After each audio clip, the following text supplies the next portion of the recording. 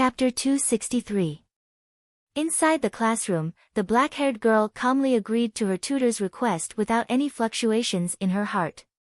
This wasn't Lillian's first time as a remedial teacher. Last year, as the representative of the second grade, Lillian was the most outstanding student in Chris' classroom to give remedial lessons to the first-grade female students. They were the same tutor, but this special relationship fluctuated according to the number of students in St. Freya Academy. The difference was huge. For example, tutor Freelay, who had the most students, was naturally not bad at teaching, but the most important reason why the number of students far exceeded others was actually because his exams were simple. Failing in exams was not only a nightmare for students in Luoya's previous life, but also a burden that students in St. Freya Academy could not bear. There were two main reasons: one was to spend money, and the other was to quit school. Failing exams naturally meant retaking classes, and retaking classes naturally meant repaying fees. Whoring for free? That did not exist. Not only that, in order to leave a deep impression on the students, the tuition fee for retaking classes was doubled. Double the tuition fee for St. Freya Academy was not a small sum of money. As for quitting school, it was even simpler. Every year, failing more than 5 compulsory and elective classes would directly be judged by the academy as passive and neglectful. If they failed the make-up exam again at the beginning of the semester, they would immediately be expelled from the academy.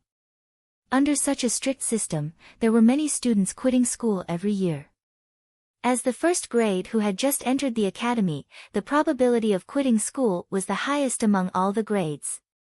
At this time, there was a tutor who often used the same questions in class for his exams. This kind of caring and warmth was undoubtedly touching.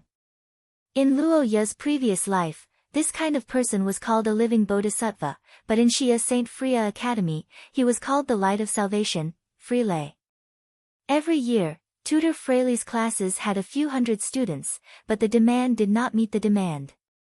Every year, students were madly snatched up, and the student quota could even be sold at a high price on the black market. However, there were also corresponding pros and cons. The students who gathered under this tutor would definitely not fail his classes, but there was basically no camaraderie to speak of. Everyone was here to freeload points. Who could differentiate between the hundreds of people? If they bumped into each other and found out that they were from the same sect, they would at most praise their teacher together, and that would be it. The Freely classroom was the representative of the large classrooms, and the students were generally indifferent to each other. The Chris classroom, on the other hand, was on the other end of the spectrum. It only nurtured the cream of the crop, and the exam was extremely difficult. There were even cases where all the students failed and had to retake the exam. However, every year, there would be a few outstanding graduates. Ever since Chris had graduated, he had been teaching at the school for a total of 18 years, but he had taught more than 100 outstanding graduates. This kind of proud result was because of the high difficulty of teaching and the strict examination. There was no doubt that compared to the relaxed and happy environment of the Freely classroom, the Chris classroom was under a lot of pressure. In the many years of teaching, there had been students who could not bear the pressure and even held grudges.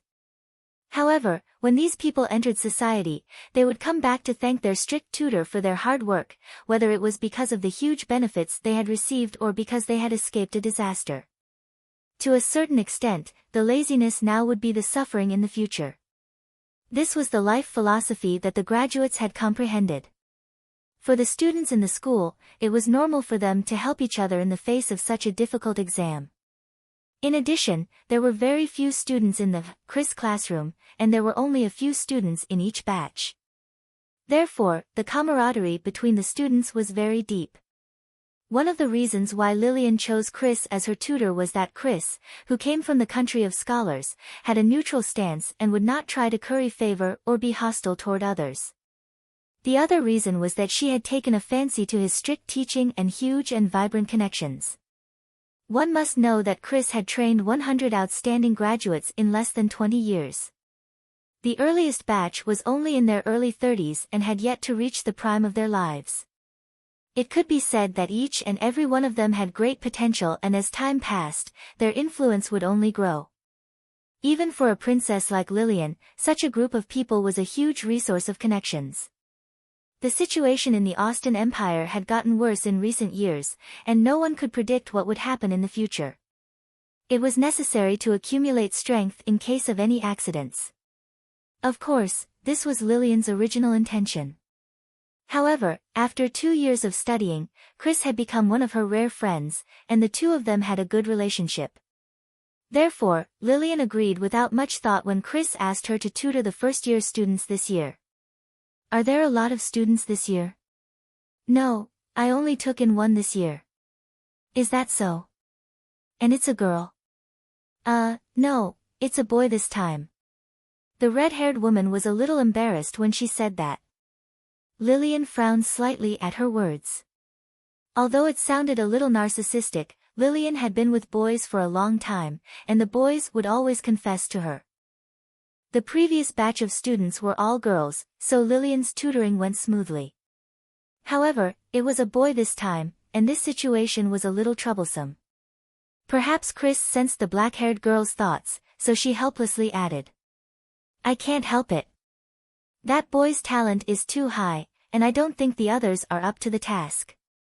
Actually, I wanted to do it myself, but that would seem too biased and unfair to everyone. I see. Besides, in terms of identity, as Rose, you're more suitable. Wait. The black-haired girl's eyes narrowed slightly when she noticed something wrong with Chris's words. Before she could ask, there was a knock on the classroom door. The next moment, the door was pushed open, and a young man in a cloak and scarf greeted the tutor as he removed his equipment. Ah, Teacher Chris, you're here. This is the... You are. Luoya's greeting came to an abrupt halt when she saw the familiar face. After realizing the identity of the newcomer, the black-haired girl widened her eyes and stood up. The two of them looked at each other, and the rings on their hands shone under the light. They looked at each other in silence. Chapter 264. In the silent classroom, Luoya Ackett and Lillian Ackett sat side by side, 2 seats apart from each other. Teacher Chris stood in front and looked at the silent and strange combination. He didn't know what to do. That shouldn't be the case. Luoya just entered the school, and he shouldn't have come into contact with Lillian for the past week. Why are the two of them so cold to each other? It's as if there's a grudge between them. The red-haired woman was puzzled. Chris naturally didn't know that the first thing Luoya did after entering the school was to have a game with Lillian. However, what she didn't know was that while she was confused, Luoya was even more confused.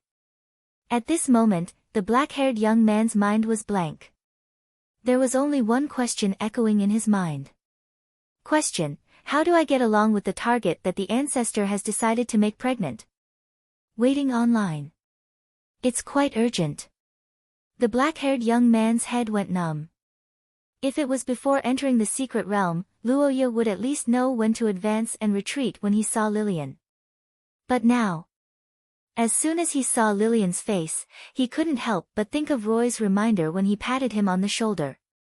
It's fine if I make her pregnant, but to do it behind her back. Thinking of Luoya, this scumbag couldn't help but feel guilty.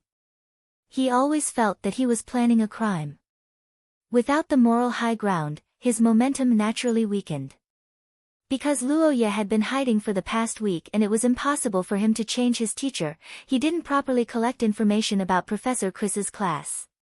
Now, the sudden change caught him off guard. Luoya, whose mind was filled with the gift from the ancestor, was so embarrassed that he couldn't say a word. On the other side, the black-haired girl was thinking more. Is he doing it on purpose? Lillian thought about this question. Although she didn't move, her eyes gradually sharpened. As the princess of the Austen Empire, in terms of reputation, Lillian was definitely the representative of Chris's classroom. If Luoya applied for Chris as a teacher, it was impossible for him not to know that she was here. But his reaction when he entered the classroom, the girl recalled Luo Ye's stunned expression and shook her head slightly in her heart. At that moment, the young man's reaction didn't seem to be fake. Lillian was very sure of this. In other words, it's a coincidence? If that's the case, to a certain extent, it might be a good thing. In the current first year of St. Freya Academy, Nuo Iyer of the Theocracy and Xia Luod of Rosset had both become ringbearers. But it had to be said that these two parties were naturally hostile to Lillian of the Austin Empire. From a safe point of view, the two parties should avoid meeting each other except during the Rose Council meeting. But Luo Ye was different. Luo Ye was indeed a noble of the Theocracy of St. Meister, but he wasn't a member of the central government. Instead, he was a local noble and didn't have a direct conflict with the Austin royal family. Besides, he had a good relationship with the other two ringbearers of the first year. As a bridge of communication, or rather, a buffer, it couldn't be better. Most importantly, if she were to reject the tutoring mission now, it would be equivalent to showing a cowardly attitude. Lillian couldn't afford to show weakness like this. Besides, speaking of cowardly, how could a teacher possibly do that now? Say, do you two know each other before? After holding it in for a long time, Chris finally couldn't help but ask about the situation between the two. As soon as the words left his mouth, the two shook their heads. Not really, we've only met once before. It's not so much a meeting. It's better to say that it's a matter of position. Lillian said so in a cold voice. Her purple pupils were emotionless. She was still wary of Luo Ye's contact with Paul, but Chris, who didn't know about these things, didn't care so much. If that's the case, how about introducing yourselves to each other first? You two will be in the same classroom in the future. Although it's a little self-deprecating, I'm afraid that our classroom won't be able to recruit many people in the future. Besides, you two will definitely have to interact with each other, even if it's not with me. Huh? What do you mean? Luo Ye was a little puzzled after hearing the teacher's words, while Lillian's eyes flickered and remained silent. Chris raised his eyebrows slightly and explained. If I remember correctly, you're both of the creation branch, right? Creation branch? No, I'm from the summoning branch. Yes, you're from the summoning branch when you sign up, but the actual combat teaching is independent. It can be regarded as a branch of the summoning branch. It's a special branch that has been independent from the summoning branch in recent decades. It's specially set up for people with special circumstances like you. The black-haired boy was stunned for a while after listening to Chris's words. According to this sage teacher, the summoning branch seemed to be related to his bloodline ability, but in fact, the relationship was quite limited because the definition of the word summon was more similar to transportation. It was the most common situation of the summoning branch to transport existing things to the side through the method of summoning. Therefore, the things they summoned were already existing, whether it was summoning fire spirits or undead spirits, it was the same principle. But Luo Ye's situation was different. He was more similar to summoning the soul or consciousness of an ancient existence and using curse power to construct a body according to the soul in the present world to fight. In other words, he was creating something out of nothing. That was why it was named the creation branch. And unlike the summoning branch, which did not require the use of curse power after the summoning, Luo Ye's supply of curse power could not be stopped during the process. Once the supply was stopped, the body constructed by Luo Ye's curse power would disintegrate because it could not bear the powerful souls of Gulan Dayer and the others. Chris grasped the key points and explained in a few sentences, which made Luo Ye suddenly enlightened. He finally understood where the dissonance in his heart came from, but then a new question emerged. Lillian is also from the creation branch?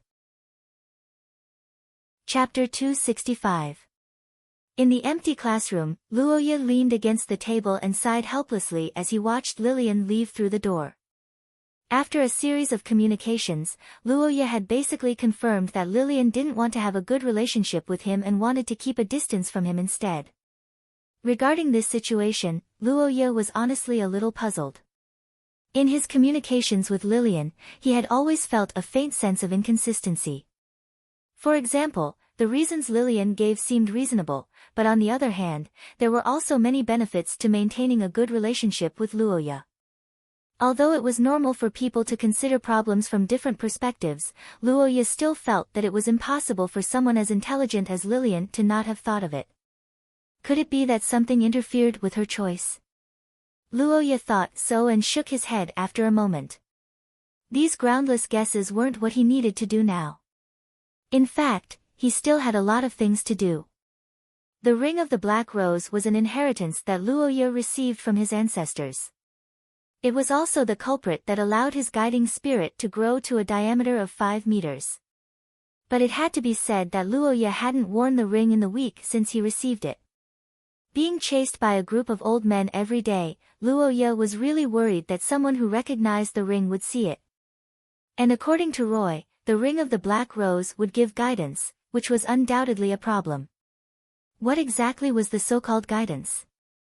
Luoya didn't know, so after weighing the pros and cons, he decided to study it in detail after he got his own territory. The sound of students' footsteps gradually increased in the corridor outside the door. The noise made Luoya interrupt his thoughts and walk out of the classroom. Chris chose this time before the morning class to let Luoya meet Senior Lillian. After accomplishing this goal, it was naturally time for class.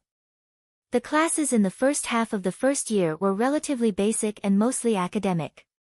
The main purpose was to cultivate the students' learning habits and abilities. For example, Luoya's first class in school was mathematics, which reminded him of the advanced mathematics classes in university in his previous life. But the difficulty of the class and the classroom couldn't be compared at all. There was no doubt that the difficulty of the courses was relatively simple compared to his previous life, but the classrooms were truly imposing. Most of the teaching buildings in St. Freya's Academy were made of stone with hundreds of years of history, but because they were well maintained, they did not look old. The academic classes were arranged in a staircase model, and the windows had plenty of natural light, so it was exceptionally bright. The seat was made of a single piece of wood.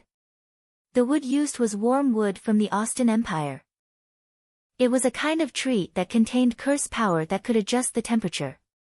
Regardless of whether the outside world was cold or warm, it wouldn't be affected too much. Chairs made of this kind of wood were the same. It wasn't too hard to sit on, and it was quite comfortable. It was one of the specialties of the Austin Empire. In addition, there were reliefs with a long history, exquisite chandeliers, soft carpets, incense burners that exuded a delicate fragrance, and all kinds of aristocratic items could be seen everywhere. It completely subverted Luoya's impression of a traditional school. He also understood why St. Freya's Academy was called an aristocratic school and why the tuition was so expensive. For example, the incense burner not only looked beautiful, but it was also a curse vessel. The burning incense was also specially made and had the effect of refreshing the mind. Many other parts in the classroom were the same. They were all curse vessels that were beneficial to learning. To be honest, Roja felt that it would be very difficult to fail in this kind of classroom. With so much gold and silver, he was afraid that even a pig who knows how to speak could pass the passing line. Is this the power of money? I love it, I love it. Luoya looked around the classroom and said to himself. As a person who went to school almost all his life in his previous life, Luoya had a small habit. He liked to sit in the last row in class because he didn't like the feeling of a group of people looking at him from behind. It made him feel insecure.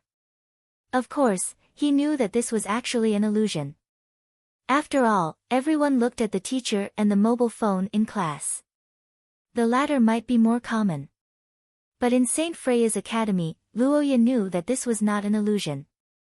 It was better to say that until now, wherever he went, he was in a state of being watched. Feeling that many students in front of him deliberately looked back, Luoya sighed helplessly. He had no good way to deal with this situation at present. He could only let time dilute the students' curiosity. Fortunately, as it was the first class at St. Freya's Academy, the freshmen still attached great importance to it, and their attitude in class was generally very serious. Because there were too many freshmen, a basic subject like mathematics was divided according to the student's teacher. For example, as a student of teacher Chris, Luoya, who was alone, attended the class with the largest number of students, freely classroom. It was also because of this that Noa Iyer and Xia Luot were not by his side. The two girls' respective retinue of noble elites followed them to become the students of the same teacher. They were Catherine Classroom, of the St. Mestre Theocracy, and Laura Classroom, of the Rose Business United Nations. Catherine Classroom's specialty was ritualistic curses, including healing, purification, and many other fields. At first glance, it was clear that they had a close relationship with the Holy See. Teacher Catherine West was the daughter of the head of one of the 5 major noble families in the theocracy, the Marquis West family. It was basically impossible for her to have any crooked thoughts, and their relationship could be said to be quite solid. Laura Classroom was the strongest classroom for astrology and prophecy curses. The most famous thing was probably the accurate prediction of the Great Storm in the Scholar Country a few decades ago. The Supreme Council responded and made adjustments accordingly, greatly reducing the casualties and property losses of the people.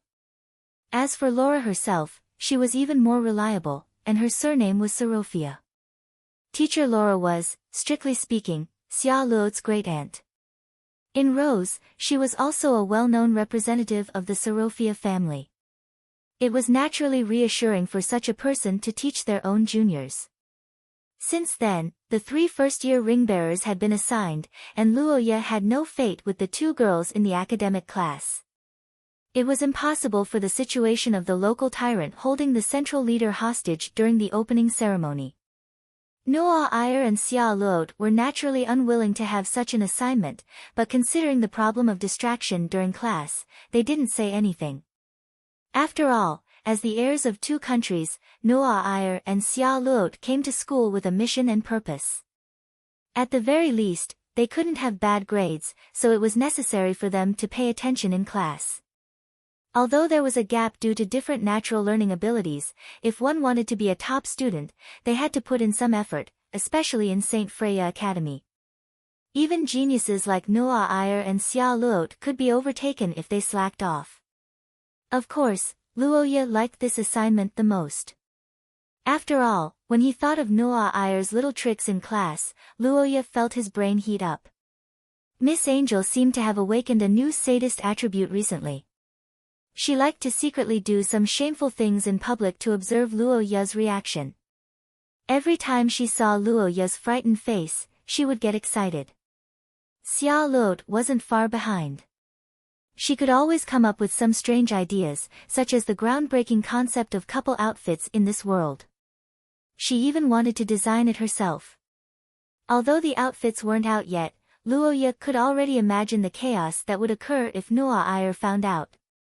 After school started, Noa Iyer and Xia Luot each had their own private building and training ground.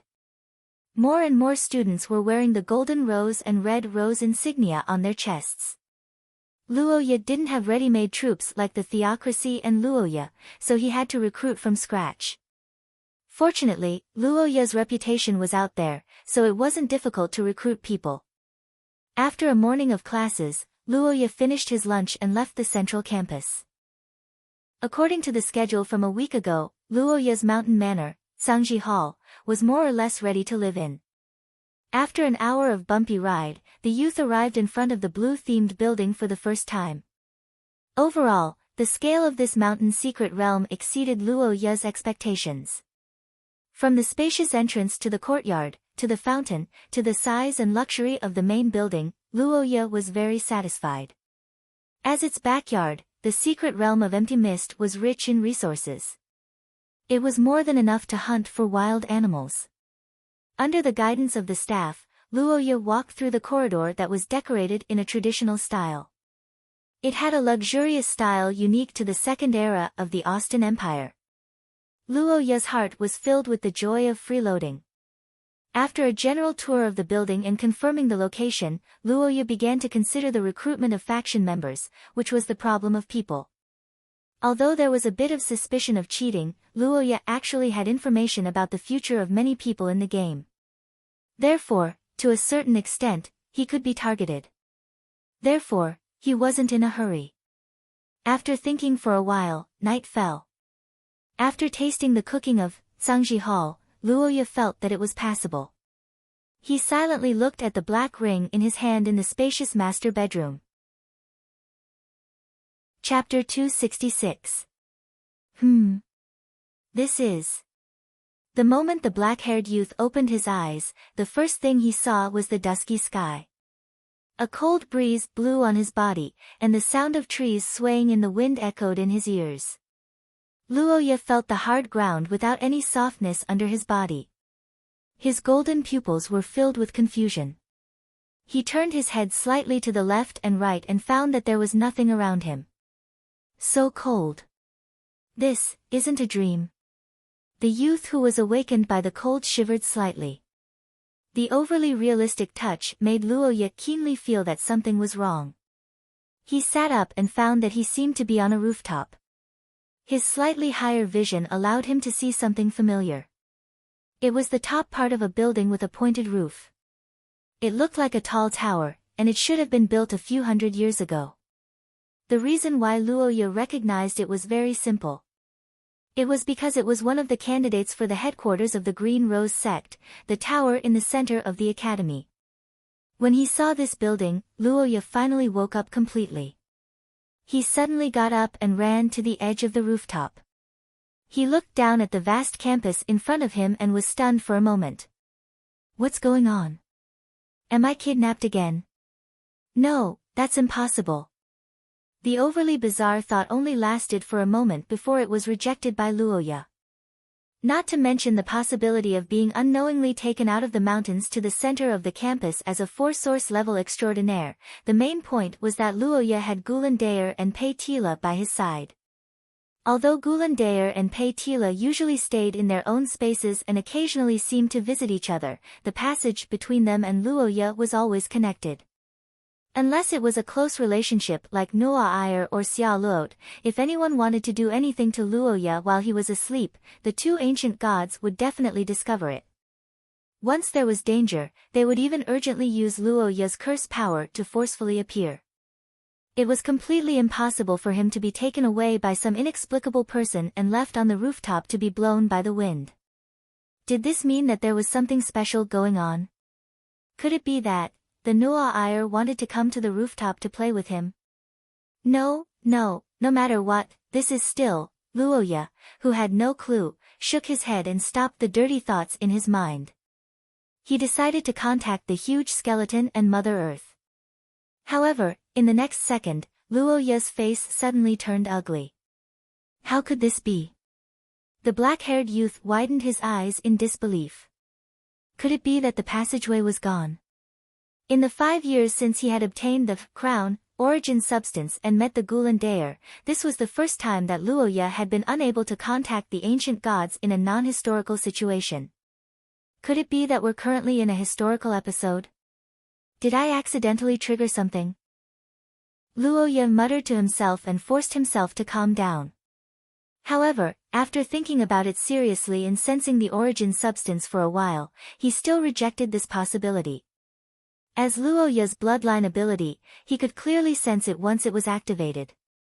Moreover, even in a historical episode, the passageway of the ancient gods would only be temporarily blocked by the new ancient gods, just like Pei Tila back then. However, the passageway had now disappeared as if it had never appeared. This also represented an extremely terrifying matter. Luoya could no longer borrow the power of the ancient gods, even if it was only a weakened version of their bodies. Calm down, the ability of the origin substance cannot be changed. In reality, it's impossible for me to lose the ability to summon the Gulandair and the others. Therefore, by inference, this isn't reality. Is it a dream or something else? The reason for this appearance, is it because of the ring? Luoya pinched the space between his eyebrows as he analyzed. He remembered that before going to sleep, he did not take off the black rose ring. Connecting this to Roy's words earlier, could this be the so-called guidance? The black-haired youth looked down at St. Freya Academy in the middle of the night. It was already past midnight, and the bustling campus during the day was now deathly silent. Specks of light dotted the huge buildings, but not only did it not give off a feeling of brightness, it made other places seem even darker. Quiet, too quiet. Such a thought appeared in Luo Ya's mind, and the youth suddenly felt a chill run down his spine. The dark campus, the absence of the ancient gods, and the strange silence all gathered together raised Luo Ya's vigilance to the extreme. He glanced behind him and saw that the door leading to the rooftop was wide open. The wooden door swayed left and right in the wind, but it was completely dark inside, as if it was the mouth of a beast that came out of nowhere. I have to take a look. Such a thought appeared in Luo Ya's mind. Chapter 267. Dear, did you not sleep well last night? At noon, the reddish-brown-haired girl looked at the black-haired boy across the table and asked. Luo Ya, who was pinching his eyebrows, looked up and stared at Xia Luo's emerald eyes. After hesitating for a moment, he nodded slightly. Something like that. Last night. I had a nightmare. A nightmare? Well, some weird nightmares. The black-haired boy replied with a smile and turned to look at the scenery below. At this time, Luo Ya and Xia Luo were at the tallest restaurant in the academy, the Clear Sky Tower. It was located at the edge of the commercial street.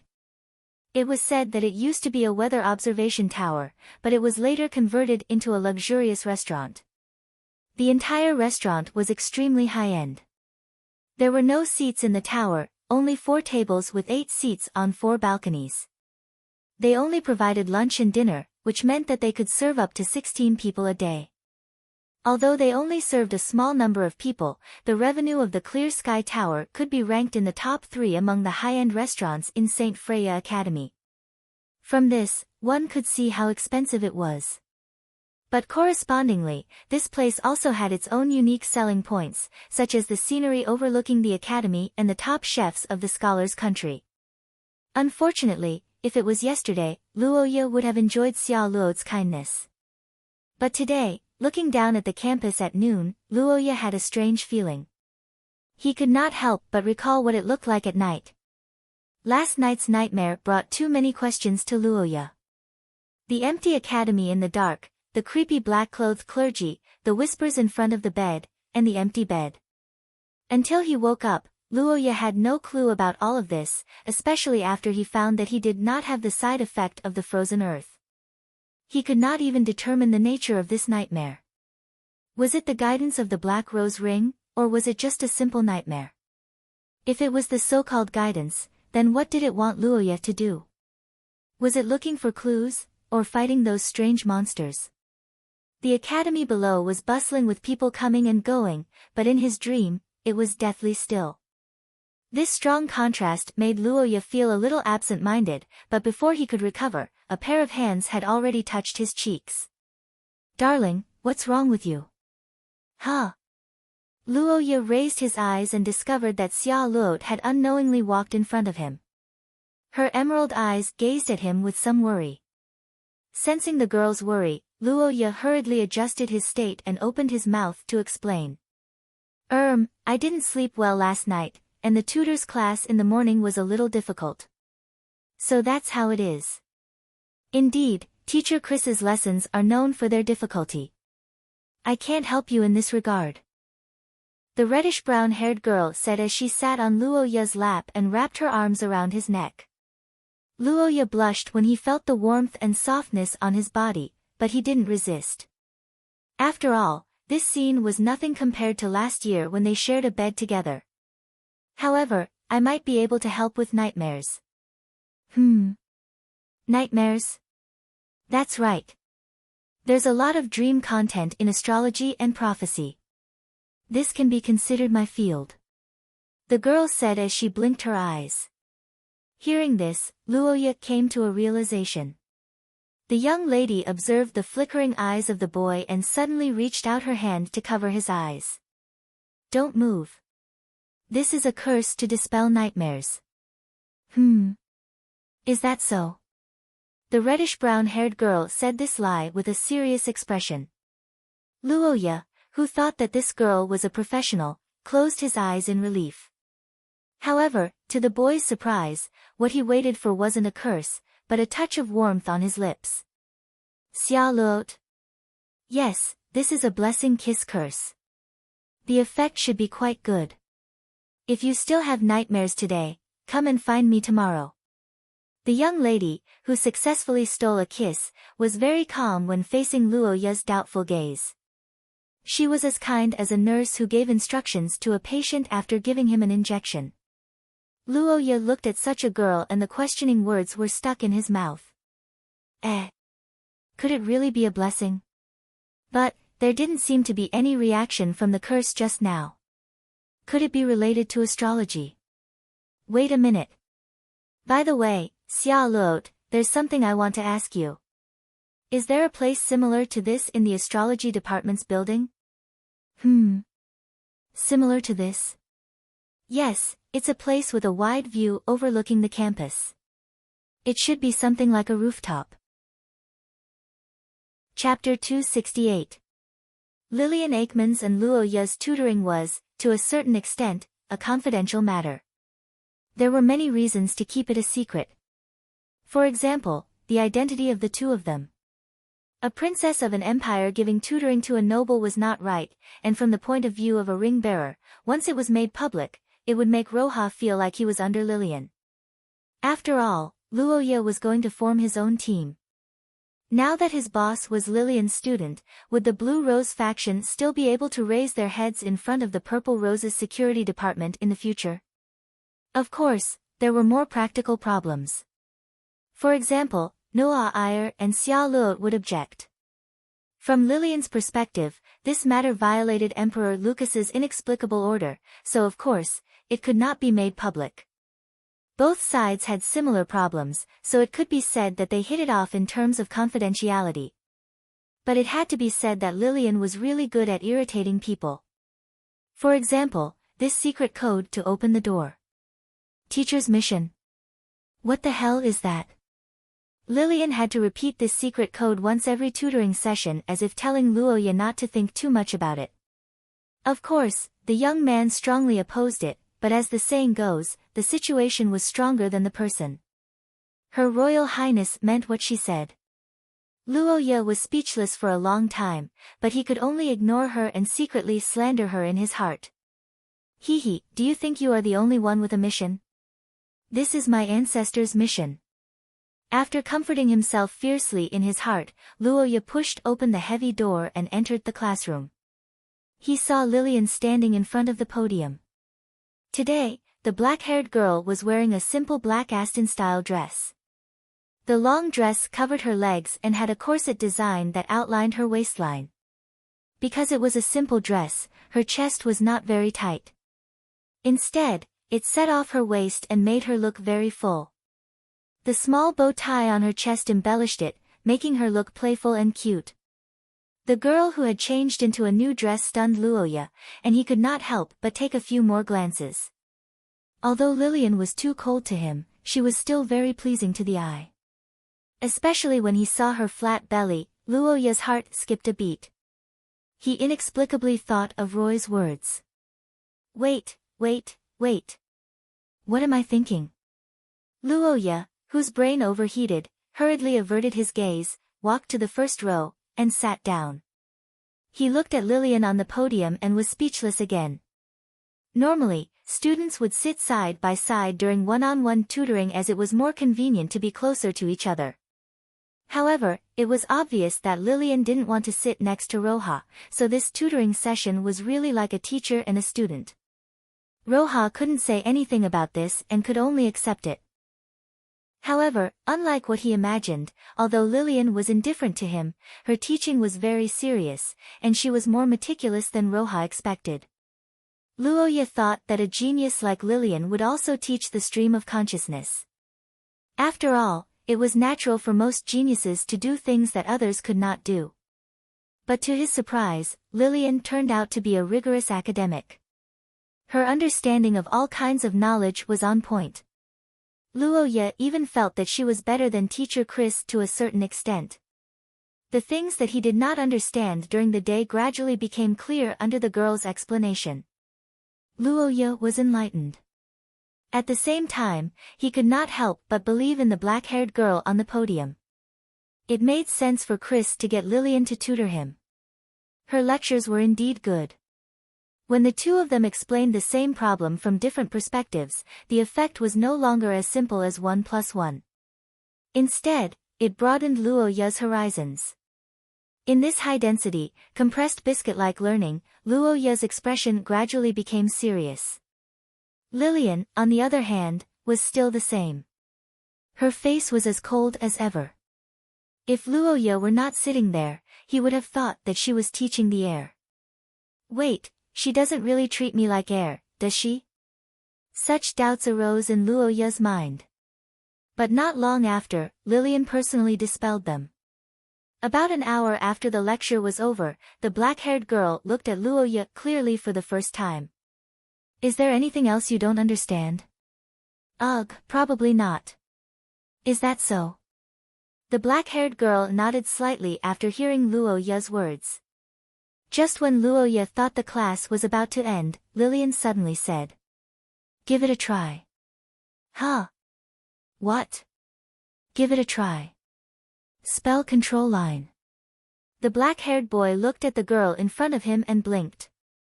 For a moment, he was in a daze. Not only did she give an explanation, but she even included practice. That's a little responsible, but, recalling the practice during class, Luo Ye's face stiffened. No matter what, Lillian was a beautiful girl, and extraordinarily beautiful.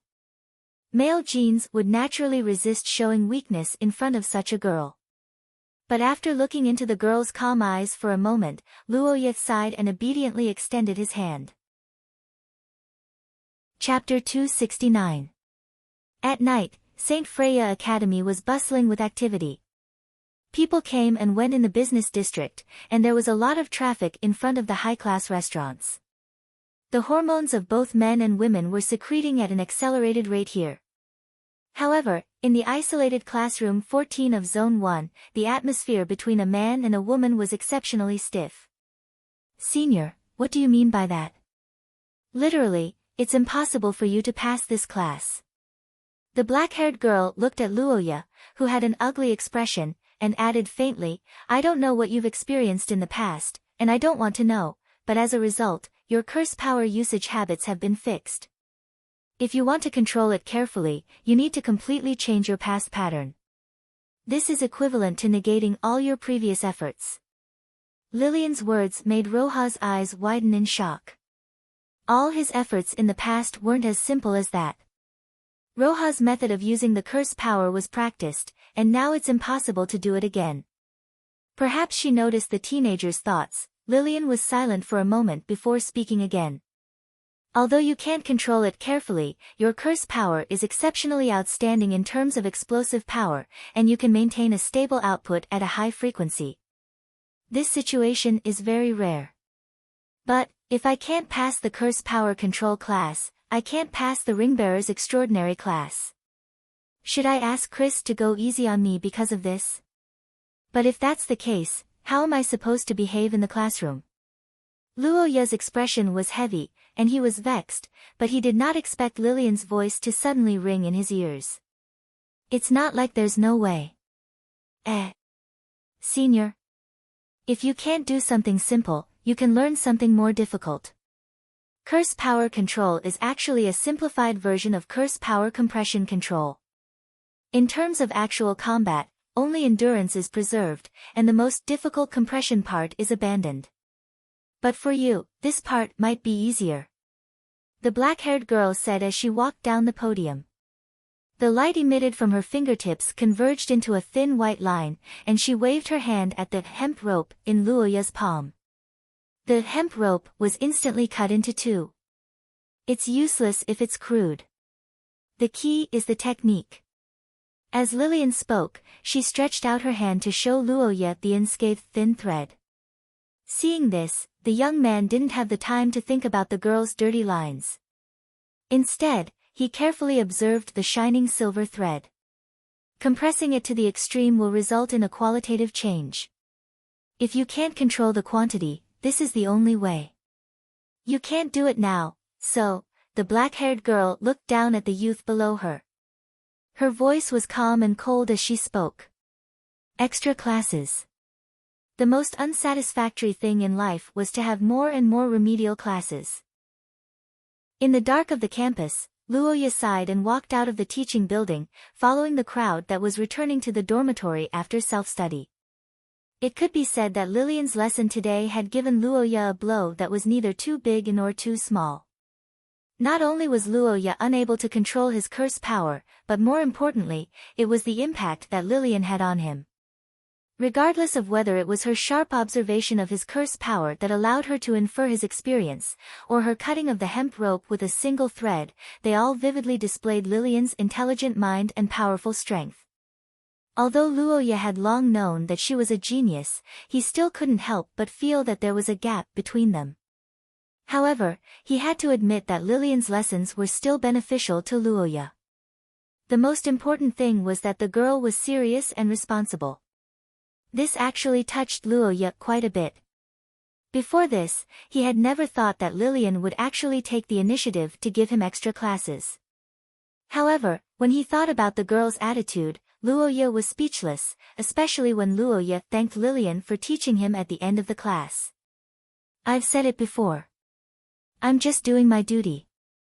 I don't need your thanks. I'm only giving you extra classes because your situation is too bad. The black-haired girl calmly turned around and left after saying that. Only Luoya, who was supposed to wait in the classroom for 10 minutes according to the arrangement, was left behind. He also didn't know what to do with himself. Just how much does this girl not want to have anything to do with me? Luoya, who was pondering over this question, sighed. He couldn't figure out where Lillian's resistance came from. However, no matter what, it was good to have a senior to guide him. Moreover, although Lillian didn't look at him during the lesson, he could still look at her. He had to admit that she was quite pleasing to the eye, especially her waist that contrasted against her chest. Chapter 270. Before midnight, in a restaurant far away from the central campus, Luoya's cheeks twitched slightly as he looked at the black-haired boy who was eating and drinking. Since coming to this world for more than 10 years, as a noble heir, Luoya had seen many young masters and young ladies, but there were not many who could eat in such a hurry. Looking at the boy who was choking on a chicken leg, Luoya even had the illusion that he was taking in a beggar. No, are you here to eat and drink? Chatting while eating, you're eating while I'm chatting. Picking up the glass and taking a sip of wine, Luoya looked at the helpless face of young Master Paul and couldn't help but think of the beauty and elegance of another member of the Arkharan family an hour ago.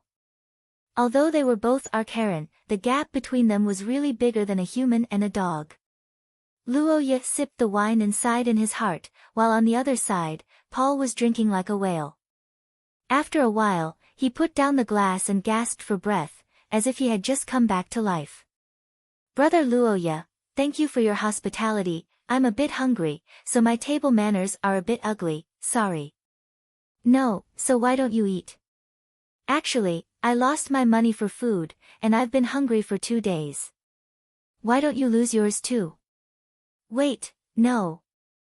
Luoya looked at the boy who was scratching his face in embarrassment across the table and suddenly remembered something. He remembered that there was indeed such a plot in Eye of the Recorder. Paul, who had just entered the school, lost his money for food and was hungry for 2 days. He leaned against the wall and was about to faint, but he was found by Xia Luot who was passing by. Xia Luot, who was stopped by the car, recognized Paul. The girl who was supposed to hate Paul sympathized with him and treated him to a meal. Because of this, Paul was deeply grateful, which foreshadowed the following plot. Originally, this incident was the first plot point of Paul and Xia Luot after their first encounter. Luoya should have interfered, but because there were too many things recently, Luoya forgot about it. But he didn't expect that Paul would come directly to him to eat. Eat. They could all be eaten. Realizing the significance of this meal, Luoya widened his eyes and felt better all of a sudden.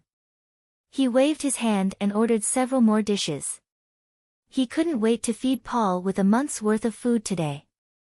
His eyes became friendlier than ever. It had to be said that this incident was of great significance to Luoya. Normally, in order to prevent Luoya from meeting Noa Iyer and Xia Luot every few days, Luoya would have to think hard about the plot and try not to let Paul meet Noa Iyer and Xia Luot every few days. However, it had to be said that doing so would take up a lot of Luoya's energy, and it would also show that Luoya did not trust the two girls, which made him a little uncomfortable. But now, things were different. Luoya was not moving, and Paul was fully automatic. There was no need to guard against them. If they had a problem, they would come straight to them. They might even avoid contact with the two girls in the future for the sake of friendship. It could only be said that the facts proved that, excluding the physiological needs, men were still willing to look for men if they had a problem. After all, it was easy to ask between brothers, and there was no unnecessary self-esteem in front of the opposite sex. In order to express his gratitude to Paul, and at the same time to encourage the teenager to look for him if he had a problem in the future, Luoya specially opened a bottle of 30-year-old wine in the cellar. After all, this was a facility of the school, and 30-year-old wine was already the limit. If it was in Akat Hill, he would even be willing to open a 100-year-old Luoya. In the face of such a generous good brother, Paul was very touched. In fact, he didn't really meet Luoya many times, but every time they met, it was at a critical moment, and he gave him a lot of help. Whether it was taking him to school or supporting him in front of the seniors, Luoya never asked for any reward from Paul. He didn't even need his gratitude. Now that he came to freeload, Luoya not only didn't dislike him, but was also very enthusiastic. This made Paul feel emotional for a while, but at the same time, he couldn't say his other purpose. What's wrong? Is there anything you want to say? After drinking a glass of wine, Luoya, who sensed that Paul seemed to have something on his mind, blinked, and asked. Upon hearing his words, the teenager hesitated. After a long time, he finally mustered the courage to ask Luoya. Big brother Luoya, I can join your faction. The sudden request stunned Luoya, and also made the atmosphere in the restaurant tense all of a sudden. Luoya put down the glass of wine and looked carefully at the teenager opposite him. For a moment, he couldn't give an answer because one thing was inevitable when talking about Paul, and that was Paul's elder sister, Lillian Aikman. Normally speaking, as someone of the same race, Paul would naturally join Lillian's Purple Rose. But the farce played by the seniors of the Austin Empire when he entered the school seemed to have changed his mind. At that time, many of the people who shouted along with them were students of the Austin Empire, so I feel that joining them is a little. Ha! As Paul spoke, an ugly smile gradually appeared on his face. In the end, he couldn't continue and could only laugh. Upon looking at this young man, Luoya knitted his brows and felt that something in his heart was touched. Indeed, as an illegitimate child, Paul's living environment was much worse than Luoya's. Although the Akate family had certain things that other ancient families couldn't compare to and couldn't bear, at least on the surface, Luoya had always been treated well. The Saint Maester Empire was prosperous and stable, and the Akate family's military strength was unrivaled. Due to a certain Huang Shu who had a good relationship with the queen, their territory was vast, and as long as they didn't court death, they wouldn't die. Not only that, but they also had a high status wherever they went. But Paul was different. Although he had reached the standard of a prince, he didn't have the right to inherit the throne. Not only that, but he was also criticized because of his illegitimate identity. His two elder brothers couldn't wait for him to die immediately. As for his elder sister, he didn't know if it was because of Luoya, but he felt that compared to the game, Lillian's attention wasn't on Paul. Aren't you obsessed with your younger brother? Why don't you want him? Chapter 271. In the bedroom, Luoya put his cane aside, sat on a chair, and sighed as he looked at the night outside the window. Although he agreed to Paul's request at the dinner table, Luoya still felt a little guilty when he thought about facing Lillian, who was tutoring him. Isn't it a dead end to snatch a younger brother who has a brother complex? What should I use to compensate her? Luoya scratched his head helplessly. He could only put these thoughts behind him and go to the bathroom to wash up. Soaking in the warm bathtub, Luoya stroked the pale blue ring on his hand. His mind was in a mess. Although he refuted Paul's words before, what Luoya said at the dinner table was also his true thoughts. As a preceptor, he enjoyed the convenience brought by this position and received the admiration of the students. Naturally, he had to pay a price. At least, when he discovered a possible crisis on campus, he should take the initiative to investigate the situation instead of shrinking back. The sense of responsibility in his heart overcame his fear, making Luoya's will firm. He got up and dried his slender body, walked to the bed with a bath towel, took off the blue rose, silently put on the black rose ring, and then lay on the bed and closed his eyes. When he opened his eyes again, Luoya was already in darkness. He poured the power of the curse into his eyes. What he saw was not the gloomy sky from yesterday, but a somewhat unfamiliar ceiling. He got up and scanned the surrounding environment. A soft red carpet, tables and chairs made of warm wood, a podium with some teaching materials, an extinguished incense burner, and a chandelier that was used to enhance the light source, but now it was completely dark. This was everything in the vicinity. It was a small classroom. Luoya, who found no enemies, breathed a sigh of relief. He raised his hand and looked at the ring in his hand. He was basically sure that this dream was related to the black rose ring. In order to rule out all options, Luoya went to bed naked.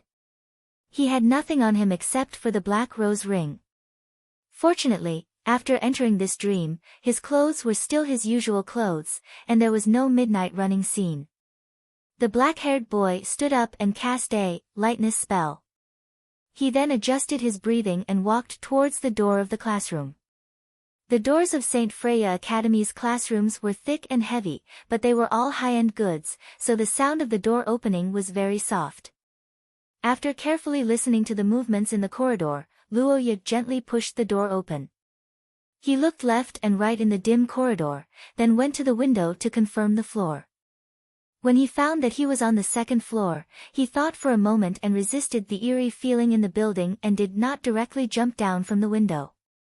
Cautiously going down to the first floor, Luoya glanced at the open door of the teaching building.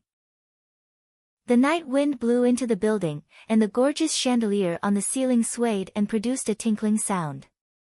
The black-haired youngster looked at the dark corner outside the guardhouse and suddenly froze. The next moment, his pupils suddenly shrank. Someone was there. Luoya stared at the shadows where the lights in the guardhouse could not reach. Although it was extremely dark, Luoya could see something moving in the shadows. It was the black-armored soldier from yesterday. The youngster retracted his head and leaned against the wall to adjust his breathing. He analyzed the current situation in his mind. It was obvious that Roha couldn't fight in close quarters with his opponent while he was unarmed. The only thing he could do was to attack with all his strength. Yesterday, Luoya froze the black-clothed clergy into an ice sculpture. Based on what he saw later, these black-armored soldiers should be the clergy's subordinates. In theory, they should be easier to deal with. After sorting out his thoughts, Luoya dispelled his fear. After counting down from 3, he rushed out of the staircase and raised his hand to release a ray of cold air. Frozen earth. From rushing out to releasing the skill, Luoya's movements were as smooth as flowing water. This sudden attack was obviously not within the enemy's expectations. The black-armored soldier was frozen before he could even draw his sword. Seeing this result, Luoya was completely relieved. At the same time, he rushed to the enemy's side. After snatching the enemy's sword, he removed the cold air and stabbed the gap in the armor. At the same time, he let the cold air rush into the enemy's body. After confirming that the enemy was completely unresponsive, Luoya looked around and dragged the soldier's corpse into a nearby classroom. After seeing the black-clothed clergy's glory last night, Luoya was somewhat uncertain about the nature of these damn things. When he discovered that there was an enemy that was alone, Luoya decisively pulled one of them to study. At least, he wanted to know what his enemy was. Know yourself and know your enemy and you will be victorious in 100 battles. This was the crystallization of the wisdom of the ancient people in his previous world. And reality proved that Luoya's decision was correct. This guy has two hearts. No. This is. Inside the classroom, Luoya held a ruler and picked up two connected pieces of flesh stained with black blood. Looking at the green-skinned monster on the ground, he felt a chill down his spine. Reality proved that it was right to be cautious when facing an unfamiliar enemy. Since thawing until now, Luoya had spent more than an hour dissecting the monster. Among them, one big and one small heart in Luoya's hand was the most representative. If he didn't know that the enemy was a problem, he would most likely be ambushed when he stabbed the enemy's heart and let his guard down. Although it was impossible for these guys to threaten Luoya's life with their strength, but when he thought of the person whose heart was pierced was still moving, he felt a burst of goosebumps. Fortunately, I discovered it in advance. Like I said, I can tell at a glance that you're not human. Wait, this seems to have grown later.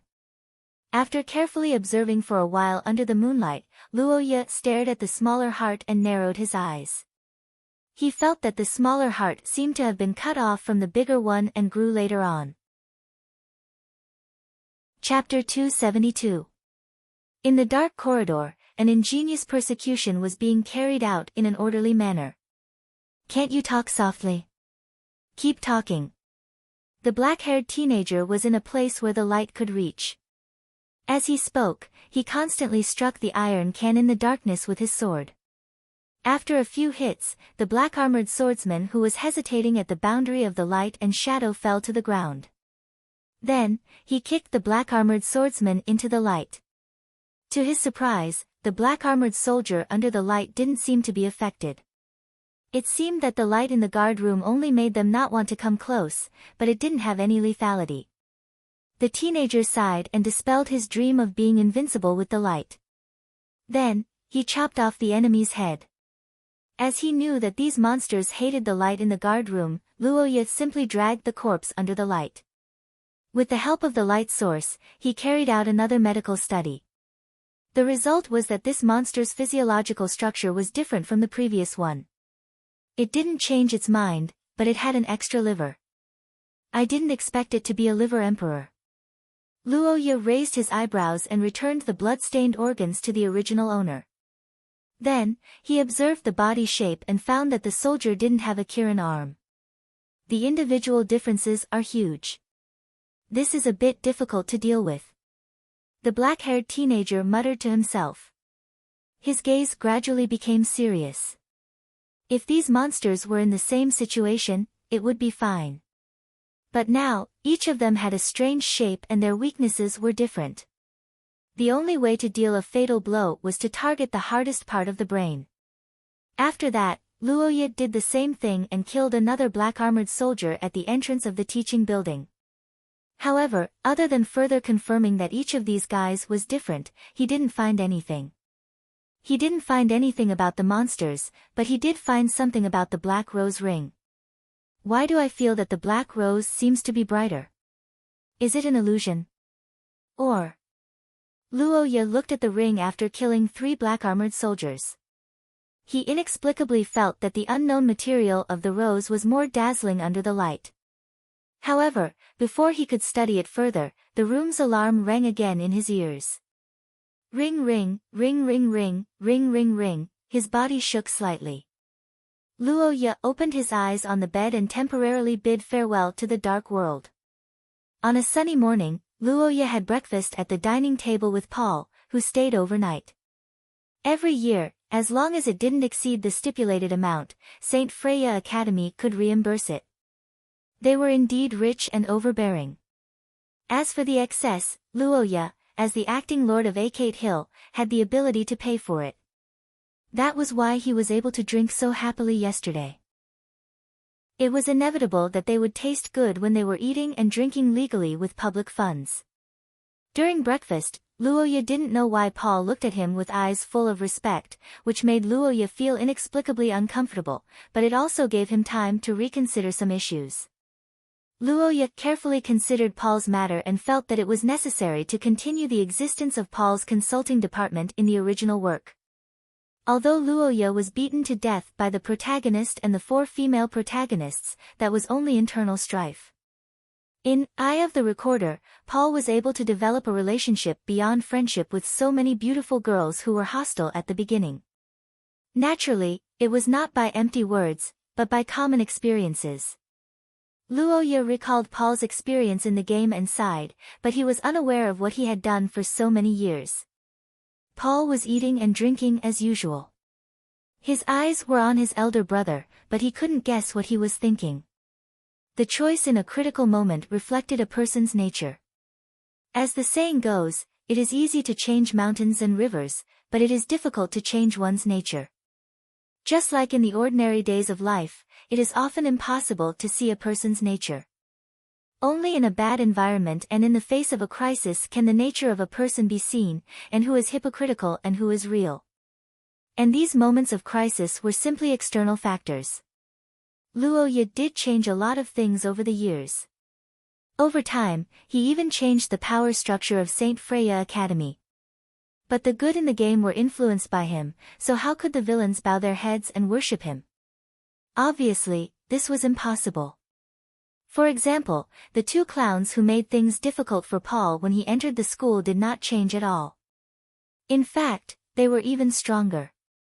And in the entire villain camp, people of this level were not even considered minions. They were completely roadside monsters. Even after Luoya, the original villain boss, cleared his name, the events that Paul would encounter in the future only reduced a part. There were still many difficulties. These difficulties were not only Paul's obstacles, but they would also affect the entire campus and even involve the girls, causing a devastating blow to Luoya's beautiful life. If these external factors were not eliminated, Luoya would not be able to sleep well. In order to get rid of these scum, and in order to show his prophetic advantage of knowing the plot of Recorder's Eye, Luoya had to let Paul restore part of the plot as much as possible. At least, the consultation department as the introduction of various events was indispensable. But unlike the original work, the consultation department, which was originally a miscellaneous department in the academy, would change into the consultation department of the Rose Guild. Paul would be in charge of the specific matters, and Luoya would be in the background. After all, it was an old tradition for the faction members of Saint Freya Academy to form or occupy a department. For example, in the game, Xia Luo's Rose Guild occupied the finance department. All the funds for large-scale activities had to be approved by her. Nuo Ayer's Rose Guild occupied the planning department, responsible for the planning and management of various activities. Originally, Luoya was still hesitating about which department to choose. He did not expect Paul to join him. The 2 could be said to hit it off, and Luoya could be completely relieved through this matter. To be honest, Luoya was very worried about Paul now. The main reason was that without the help of the girls, he was afraid that this little brother would meddle in other people's business and kill himself. If that happened, not only would Luoya's guilt explode, it would also have a great impact on the world. And if he guessed correctly, it should be a negative impact. Chapter 273. Luoya actually didn't know how many people there were in the Creation School, a special branch of the Summoning School. It was better to say that he was busy day and night, and even late at night, so he didn't pay attention to it. But he didn't pay attention to it, but others did. For example, Lillian, as a third-year student, she was very clear about the situation in the Creation School. Today was the first class, but it was basically impossible to avoid Luoya in the future combat practice, so the girl was somewhat resistant to this course. After entering the summoning school classroom, the black-haired girl went directly to the seat reserved in advance by the Purple Rose school members. More than a dozen Austin nobles surrounded Lillian, so Luoya naturally couldn't get close. And considering the girl's attitude, he would just be asking for trouble if he went over. But what Luoya didn't expect was that he was also surrounded. As a first-year student who got the first place in the history of the entrance ceremony, Luoya was a student of the Creation School. Therefore, this place became a gathering place for people with Luoya as their goal. Sitting in the center of the last row, before he had time to react, there was already a lot of singing and dancing around him. "Nice to meet you, Luoya. I am Luoya. Do you have time for lunch later? After becoming a ring bearer, you need people, right? I can help you." Thank you, but sorry, I don't have such plans for the time being. Surrounded by a group of girls, the black-haired boy showed an elegant aristocratic smile on his face, constantly declining the kindness of the nearby girls. On the surface, he was at ease, but in fact, he was exhausted. Since a few years ago, Luoya almost didn't deal with girls at aristocratic banquets. The main reason was that Noah Iyer and A.I. Lizzie were at the banquets held by the theocracy. The two of them fought fiercely, and other people couldn't get involved at all. In Rose, Xia Luo's family was the dominant one, so it was really a long time ago that he was surrounded by so many girls. Luoya couldn't cope with the excessive number of questions and invitations, which made him understand the importance of faction members for the first time. Sometimes, ring-bearers really needed protection. For example, Lillian could attend classes or do her own things under the protection of her faction members. Meanwhile, Luoya, who was all alone, could only personally deal with these suitors. And it wasn't just ordinary pursuers. There were people with bad intentions, scum girls who wanted to take advantage of him, and green tea girls who liked to seduce men to prove their charm. There were all kinds of people mixed in, making it hard to distinguish between good and bad. After such a torment, Luoya could be said to be physically and mentally exhausted by the time class was over. He was only saved when Noah Iyer came to find him. Miss Angel's pupils shrank when she saw the group of girls surrounding Luoya. The theocracy nobles around her were very self-aware. They didn't need to be ordered to directly swarm forward and use their bodies to block the crowd for Luoya. "I say, it's about time for Blue Rose's faction to recruit people. If this goes on, you won't be able to attend classes." "Indeed.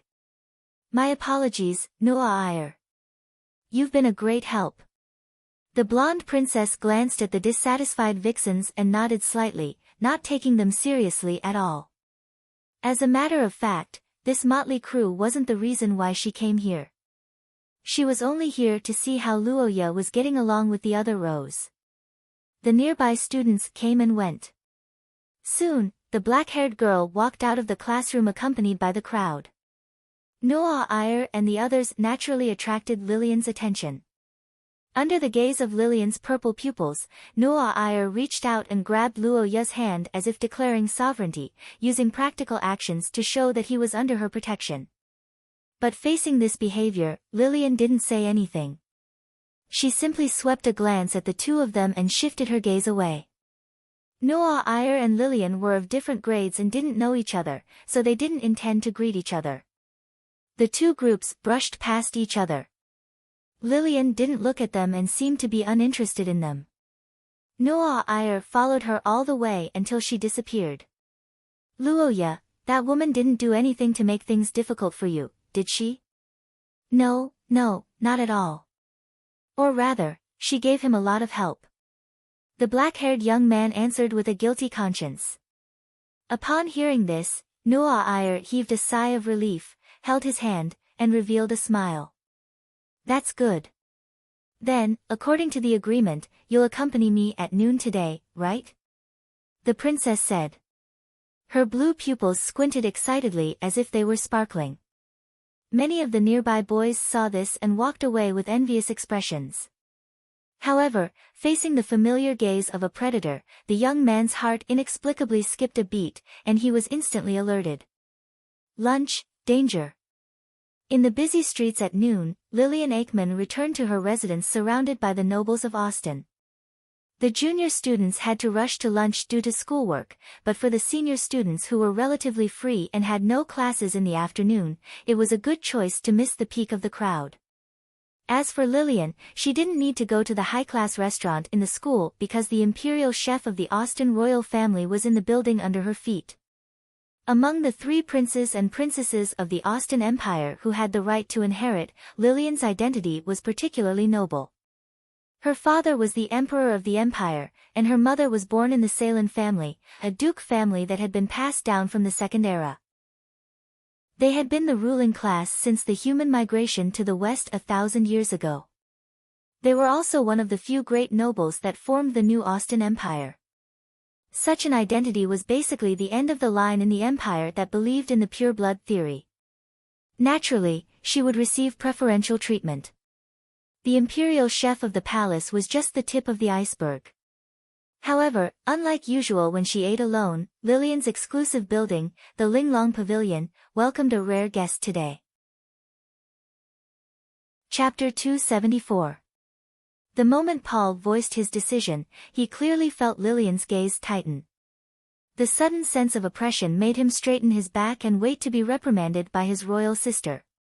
However, to his surprise, after a long silence, Lillian did not say anything.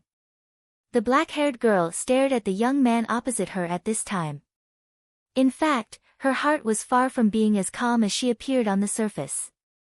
As a royal princess, Lillian, who was born in the palace, had never experienced much familial affection since she was a child, and she had never had the experience of getting along with relatives younger than her. In her impression, this was the first time a creature like her younger brother had appeared. She should have taken care of him as an elder, but she did not expect Paul to block this path from the very first step. It was fine not to join the Purple Roses faction. It was a wise choice to do so. Although Lillian could not shelter Paul in the name of the organization, it was not a big deal to occasionally help her younger brother who had no affiliation. With her ability, she could do it. But once Paul joined another faction, the nature of this matter would be different. It was equivalent to Paul taking the initiative to give up Lillian's care and follow an outsider. This matter could cause serious consequences. No matter what, Paul's surname was Aikman. As a member of the royal family, even if he did not have the right to inherit, it was unacceptable for many people in the Austin Empire to submit to an outsider. Not to mention, Luoya was a noble of the theocracy. That person should have considered this matter. Even so, why did he still take Paul in? Is this your choice? Royal sister. I mean, did you take the initiative to ask for this? Ah, yes. I took the initiative to look for Big Brother Luoya yesterday. We haven't seen each other since that incident at the beginning of the semester. I didn't expect him to really agree to take me in. Looking at the touched smile on Paul's face, Lillian frowned slightly. She could not understand Luoya's behavior more and more. But the girl hesitated for a moment and did not say anything because she knew that she could not change Paul's decision now. If you've really decided to do this, it means that you're ready. Let's not talk about unaffiliated free people for the time being. Among other people's factions, even my security department can't provide you with any help. If this is a trap, you'll have to fight alone, and you'll definitely arouse the strong disgust of some of the nobles in the country. Father might have some ideas, and your environment might be even worse. The black-haired girl calmly talked about the difficulties that Paul might encounter in the future. Hearing this, Paul's face stiffened for a moment. He recalled what Luoya said when she showed him the cyan ring last night. After a moment of silence, he nodded. I believe in Big Brother Luoya. Compared to the goodwill of those fake nobles, I want friends who treat me with sincerity. His Majesty may hate me because of this, but I'm just an illegitimate child who doesn't have the right to inherit. I'm not interested in the throne either. Compared to that, I want a beautiful school life and work hard to become stronger to get closer to the goal in my heart. Paul clenched his fists as the image of the black-haired, golden-eyed young man emerged in his mind. Looking at him, Lillian couldn't help but widen her eyes slightly. Is that so? Lillian let out an undetectable sigh. She gazed at the young man and was filled with emotions. She also confirmed the fact that Paul was an anomaly in the cold-blooded Ackman family.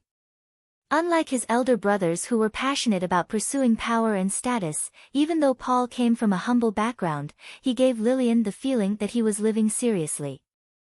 That was a more positive, free-flowing youth, and the pursuit of truth. It was a pure feeling without the smoke of conspiracy and the stench of rotten interests. It was also a way of life that Lillian envied. But it was a pity that Paul didn't choose to get close to Lillian. Otherwise, the girl felt that they might have been able to maintain a good relationship. Since you've made up your mind, I won't keep you any longer. But after all, we're relatives who have origin-substance resonance. If there's any critical situation, as a last resort, you can still look for me. Origin-substance resonance. Ah. I understand. Thank you for your kindness, royal sister. Although Paul was puzzled by the so-called origin-substance resonance, he still understood what Lillian was trying to say. The young man who received the promise hurriedly thanked her. The black-haired girl glanced at Paul and didn't find it strange. After all, Paul had just reached source rank level 5 not long ago. It hadn't been long since he obtained the origin substance, so it was normal that he didn't understand origin-substance resonance. After thanking her, Paul, who had finished explaining everything, felt much more relaxed. After finishing his dessert, he bid farewell and left. Walking out of the exquisite and elegant Linglong pavilion, the young man was filled with emotions. Although royal sister Lillian doesn't like to talk and doesn't have much of an expression, she seems to be a good person. If only she could have a better relationship with big brother Luoya. Paul sighed at the huge difference between the two of them. At the same time, a question arose in his mind. What exactly is origin-substance resonance? There should be a feeling of resonance no matter how you think about it. My origin substance is fine every day. When did it ever resonate? Paul frowned in confusion. After thinking for a while, he realized that he had touched on a blind spot in his knowledge. He could only shake his head helplessly and throw this matter to the back of his mind. Forget it. When I have time, I'll ask big brother Luoya. The young man thought so and left the Black Rose faction's encampment. Luoya had many purposes for entering Saint Freya Academy. Learning knowledge, improving himself, making friends, and obtaining academic qualifications. On the surface, he was working hard in every aspect. As for the secret goals, there were even more, such as finding clues about Scholar, the series of events that Paul had caused, and Roy's mission that was basically impossible to complete. Chapter 275. In the entire kingdom of scholars, from old men in their 80s to children as young as 8 years old, everyone knew that the students of St. Freya Academy were either rich or respectable. After graduation, they would have a bright future ahead of them. In Leinster, where hormones were flourishing, the young girls of various academies were even more aware of this fact. But as everyone knew, St. Freya Academy was a closed school. It was known as a city within a city. There were many students, but they could not be found on the streets of Leinster. So what should one do? The easiest way was to go to the state-run Wisdom Library. This treasure trove of wisdom that was open to all humans had very relaxed conditions for Leinster students. Because of this, it became a gathering place for students from other schools. For some playboys, this was a place for romantic encounters, but for Luoya, it was a little noisy. Strolling towards the paid personal reading room, Luoya began to rummage for his St. Freya Academy ID in his pocket. As a student of the school, he did not need to pay for his personal reading room immediately. Instead, he would receive a bill at the end of the semester. But as a ring-bearer, Luoya could use the public funds to pay for his reading room, so he did not even need to keep an account. All he needed to do was show his ID. Luoya queued up to the front desk. After showing his student ID and the ring of green rose, the staff immediately became more enthusiastic. They even pointed out the brightest rooms for Luoya. The black-haired boy thanked them politely and picked the one closest to him. It had to be said that ring-bearers were treated well in the school. Not only were they respected, but the access to the state-run wisdom library was also higher than that of ordinary students. This was a great help to Luoya, who only gained experience by reading historical documents. The personal reading room in the state-run wisdom library was not bad. Although it could not be compared to the Noah Ayer's personal reading room in the Holy City Royal Library, it still had a simple academic style. A table, a chair, a small bookshelf for books, a coat rack for clothes, a lamp, a white notebook, and a pen. These were all the items in the reading room of the National Wisdom Library. It could be said that it carried out pragmatism and was full of academic style. As a student, Luoya agreed with this. As a student, he should learn knowledge and temper his will, not indulge in luxury. The environment of the library in the Holy Capital was good, and Roha's identity was the young master of the Akate family, so there was nothing wrong with using the library. But as a student of the St. Freya College, Roha preferred to be simple. Sitting on the chair, Luoya began to study by himself. With no one to disturb him, the teenager's reading speed increased a lot. The ability brought by his bloodline allowed him to read the real part of a book without too much time and extract the essence of a book in the shortest time possible. After 2 nights of dreams, Luoya could basically confirm that the location of his battle was near the academy. Then, after understanding the enemy in the dream, Luoya should also understand the battlefield of St. Freya Academy. As a new student, Luoya was not familiar with the various facilities of the academy. If he was surrounded by enemies and did not even know how to escape, this was undoubtedly very disadvantageous. Luoya had to attend classes every day and did not have much time to walk around the academy, so looking for the academy's architectural design here seemed to be a good choice. Thinking of this, Luoya went to the library area, but not long after, he looked at the rows of bookshelves and felt troubled. The academy's architectural design, this kind of thing is usually not open to the public. Where can I find it? The latest version of St. Freya Academy's map is located in the library area 3, on the 12th bookshelf, requires a certain level of authority to borrow it. Is that so? Thank. Hearing the answer, Luoya turned around and thanked him, but there was no one behind him. This overly strange situation made the youth widen his eyes and look around, but there was only a forest of bookshelves nearby, and the surroundings were also silent. Where's the person? There was a female voice just now. Good afternoon, Your Excellency, are you looking for me? Behind the strange Luoya, the voice came again. Hearing this, the youth suddenly raised his head, only to find that the source of the voice was a shimmering crystal ball. What the hell is this? You are. Respected ring-bearer, artificial elf Margaret is at your service. Artificial elf? What is that? Luoya widened his eyes and looked at the light above his head, puzzled. One must know that as a history enthusiast, Luoya was not an ignorant youth that could be found everywhere. After so many years of reading, he could be said to be knowledgeable, but even he had never heard of artificial elves. Shia's elves had many legends, such as the origin of the soul, the first life form, and a mess of titles in the academic world, but without exception, they were all high and mighty, unknown to humans. The origin of the elves was not even known, and artificial creation was simply impossible.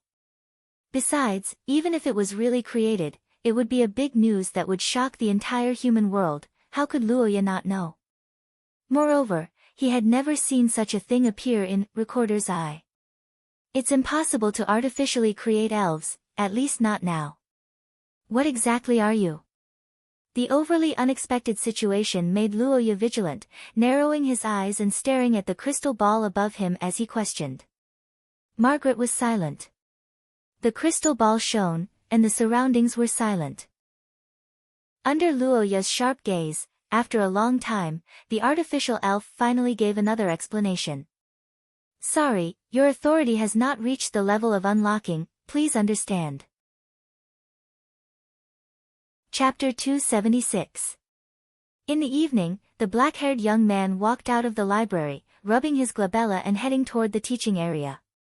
There were many blueprints of the state-run Wisdom Library, but they were all very professional designs. As a non-professional, Luoya felt deeply exhausted after studying them for an hour. But fortunately, his hard work paid off. After this inspection, Luoya figured out the structure of many buildings on campus. In the future, he didn't have to worry about running around like a headless fly in the dream world anymore. And after completing a part of the mission, it was time for him to face his strict teacher again. As usual, Luoya walked carefully in the cloak and gave the same command that left him speechless. He pushed open the door to classroom 14 of the first teaching area and gazed at the young lady standing on the podium. His heart couldn't help but skip a beat. She's wearing a purple dress today. At this thought, Luoya gazed at the young lady in the classic purple dress. His eyes couldn't help but follow the beautiful curves of Lillian's body. Today, the young lady was still dressed conservatively without revealing her lower body. Compared to before, her waist and chest remained the same, but more of her shoulders were exposed. Around her fair, slender neck was a small bow knot tied with a purple ribbon, making her appear elegant and quiet. Got to say, purple really suited Lillian. On one hand, it matched the young lady's pupils, and on the other hand, it matched her temperament. Mysterious, intelligent, and an ice-cold beauty whose thoughts couldn't be guessed. This was the impression that Lillian gave to him. But for some reason, Luoya felt like this beautiful senior was colder toward him today. After pondering for a while, Luoya guessed the reason and didn't say much. He sat down obediently and listened to the lesson. Looking at his behavior, Lillian didn't say anything and immediately started tutoring him. No matter what her attitude was, no matter if she was in a negative mood or not, there was no problem with Lillian's tutoring. Her tutoring was as precise and elegant as her swordsmanship. The most frightening thing was that she would always answer every question before Luoya even asked a question. In fact, she would even answer the question 1 second before Luoya asked a question. This made Luoya suspect that she had some sort of mind-reading ability. But it turned out that Luoya was overthinking things because Lillian's explanations were comprehensive. She wouldn't stop just because Luoya had mastered the part. The young man was helpless about this.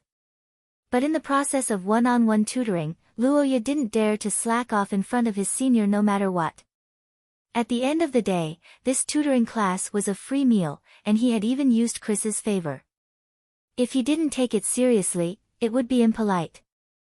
Luoya was conscientious and meticulous in class. Perhaps Lillian was satisfied with his attitude, so halfway through the class, the two of them started practicing combat. Luoya couldn't learn how to control spell power, but it was different for spell power compression. It was first born out of the energy school and mainly pursued the use of spell power. As for putting it into practice, it was fencing. Of course, this fencing wasn't really fencing. Both sides weren't using real swords. Instead, they were using spell power compressed by their own spell power. To put it bluntly, it was Luoya's hemp rope. The rules of the competition were simple. Both sides slashed at each other, and whichever side's sword broke would be the loser. Then, a scene similar to the first lesson would take place. Crack! With a soft sound, Luoya's hemp rope was cut in half in the collision. The young man looked at the broken spell power in his hand and sighed before reforming it. Meanwhile, Lillian guided him calmly from the side. Didn't I say it before? It's useless to be rough. You need to improve your technique. You don't need to compress it after it's big. Instead, you need to change it from the start. What you're releasing now is like water. You need to make it thicker from the start. Only then will you succeed. Perhaps because Luoya's mistake was too obvious, Lillian gave a rare long speech. However, the black-haired young man wasn't enlightened at all. Instead, he had a strange expression on his face, especially when he saw the two of them in their current positions. Spell power fencing was basically done with one's hands. It felt a bit like fighting with chopsticks. That was why Lillian walked down from the podium and stood in front of Luoya. Now, the young man's face was facing Lillian's slender belly. Luoya's spell started shaking around in the young man's head again, causing his face to turn redder and redder. For some reason, he felt a strange itch in his heart. For a moment, he didn't know whether to look up or down. What are you waiting for? Start over. An indifferent and cold voice sounded in the young man's ears, causing the feverish Luoya to come back to his senses. The young man looked up at Lillian and realized that his senior sister was waiting for him with a glow in her hand. No, I have to get my mindset right. What does her belly have to do with me? Clenching his teeth, Luoya began practicing again. With Lillian's guidance, Luoya's stick finally improved. After more than 10 times, Luoya finally withstood a blow. Looking at the red stick that withstood the blow, Luoya instantly became spirited. Senior sister. Mine. Crack. But unfortunately, before Luoya could raise his head to express his joy, Lillian swept her sword across and broke his waist. Luoya's smile froze on his face, and he couldn't continue his sentence. After blinking his eyes, he could only lower his head silently and continue gathering spell power. But perhaps Lillian realized that she had conveniently dampened Luoya's enthusiasm. After a slight pause, she stopped her movements, pondered for a moment, and said, just like that. Just like before. Continue. Chapter 277. In classroom 14 of the first district, Luoya maintained a calm expression and breathed a sigh of relief. On the other side, Lillian Archman was also a little relieved. The black-haired girl put the teaching utensils back in place, then tidied up her clothes and prepared to go out. However, before Luoya said goodbye to her, Lillian suddenly stopped as if she remembered something. Huh? What's wrong? The black-haired boy saw Her Royal Highness Empress, who stopped and turned around. He was worried again, fearing that the girl with great power would go back on her words. However, what he didn't expect was that Lillian didn't come to take back her decision about Paul. Instead, she came to deliver something. This is for you. Hey. The black-haired girl walked quickly to Luoya. Suddenly, she took something out of her pocket and put it on the table. Luoya looked at the table strangely. The next moment, his eyes widened and he fell into a daze. Under the illumination of the light, a pink furry and cute rabbit plushie was lying quietly on the table. Its eyes were made of small rubies, its body was made of high-quality fabric, and its ears were stuffed with something that made them look plump and elastic. Senior, this is Curse Vessel Communicator. I'll lend it to you temporarily. Hey. The black-haired girl looked at Luoya's eyes and explained in a flat tone, it's suspicious if you go out at night. I will tell you through this during the tutoring time in the future. You should know how to use it, right? Ugh, I know, but, the black-haired boy picked up the rabbit doll on the table sluggishly. His head had not recovered until now. Curse Vessel Communicator was a common means of communication within St. Freya Academy. It was sold in pairs. Generally speaking, as long as both parties with the communicator were near the central campus, then the words written by one party using the paper in the communicator would also appear on the paper of the other party. This small curse vessel, which was convenient to use in a certain area, was very popular in the academy. Luoya naturally heard about it. It was not surprising that Lillian used this to contact him, but, why this shape? A pink fluffy doll was nothing for ordinary girls, but Lillian. Is this your inner style? Luoya looked up at the cold beauty in front of him, then looked down at the communicator with the girlish heart. His cheeks twitched for a moment. Lillian seemed to find something wrong with Luoya, and her voice suddenly became indifferent. Is there a problem? The cold whisper came into his ears. Luoya couldn't help but shiver. He knew that his performance was too obvious and irritating Lillian. At the critical moment, the boy picked up the rabbit doll on the table. When he looked up again, his eyes were shining. when he raised his head again. What a beautiful communicator. This logo is the coffee shop opened by the reclusive curse object master on the commercial street. In other words, this is the super rare limited edition doll curse vessel that can only be obtained by the first guest who enters the door on the day the curse vessel is completed every year. It's amazing. Senior, how did you get it? Luo Ye recalled the girl's anecdote that Xia Luo popularized. He rubbed the fluffy doll and asked with a smile. Hearing Luo Ye's words, Lillian blinked with some surprise.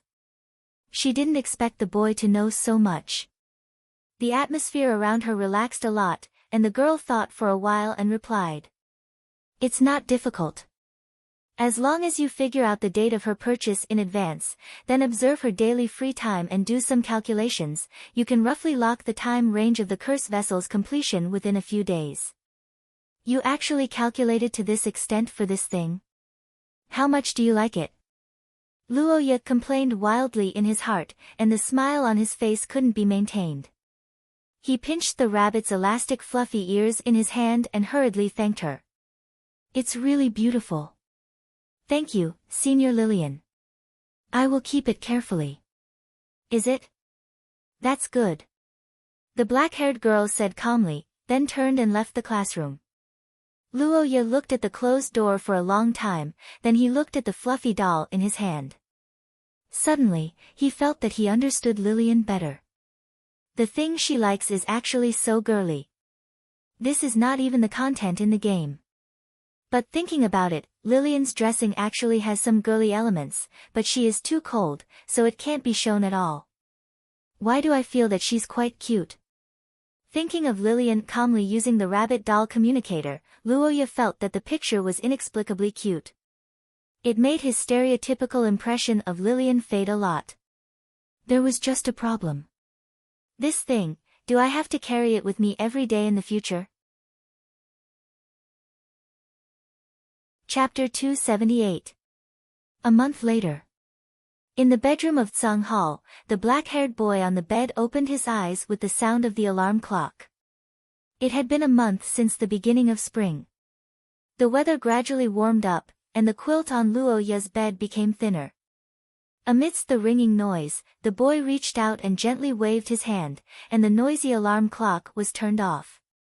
The disturbing noise disappeared, but unlike before, Luo Ye didn't sit up today. Instead, he laid on the bed and looked at the ceiling to rest. In Shiya, the students also had a rest day. Today was a rest day, so although the alarm clock rang as usual, St. Freya Academy was different from the usual tranquility. But as the saying goes, everyone has their own fate. While others were resting, others were working overtime. Luo Ye's life could be said to be the leader of the overtime world. He was working overtime even in his dreams. Sighing softly, Luo Ye raised his hand and looked at the black rose ring that was still flickering with a faint fluorescent light. His face showed a gratified smile of an old father looking at his child. It's good to grow up again, but it's really tiring. The black-haired boy recalled the situation in the dream and sighed. In the past month, because of the busy work, Luo Ye wore the black rose ring and only slept 7 or 8 times. Every time, he fought with the priority of safety. Basically, he carried out a one-on-one kill on the black-armored soldiers. After many battles, Luo Ye found that the only ones who had the ability to unify the campus at night were the black-clothed clergy. Since Luo Ye appeared, every time they went out, they would bring more than 5 guards with them. And when they weren't there, the black-armored soldiers would gradually disperse over time. Holding his forehead and sighing, Luo Ye felt a headache because of the current chaotic situation. The only thing he could pray for was that he could quickly unlock the Black Rose Ring and obtain the second authority, and get some clues from Margaret. During this month, Luo Ye could be said to be extremely busy. Most of his thoughts were occupied by the faction and the consultation department. Fortunately, everything went smoothly.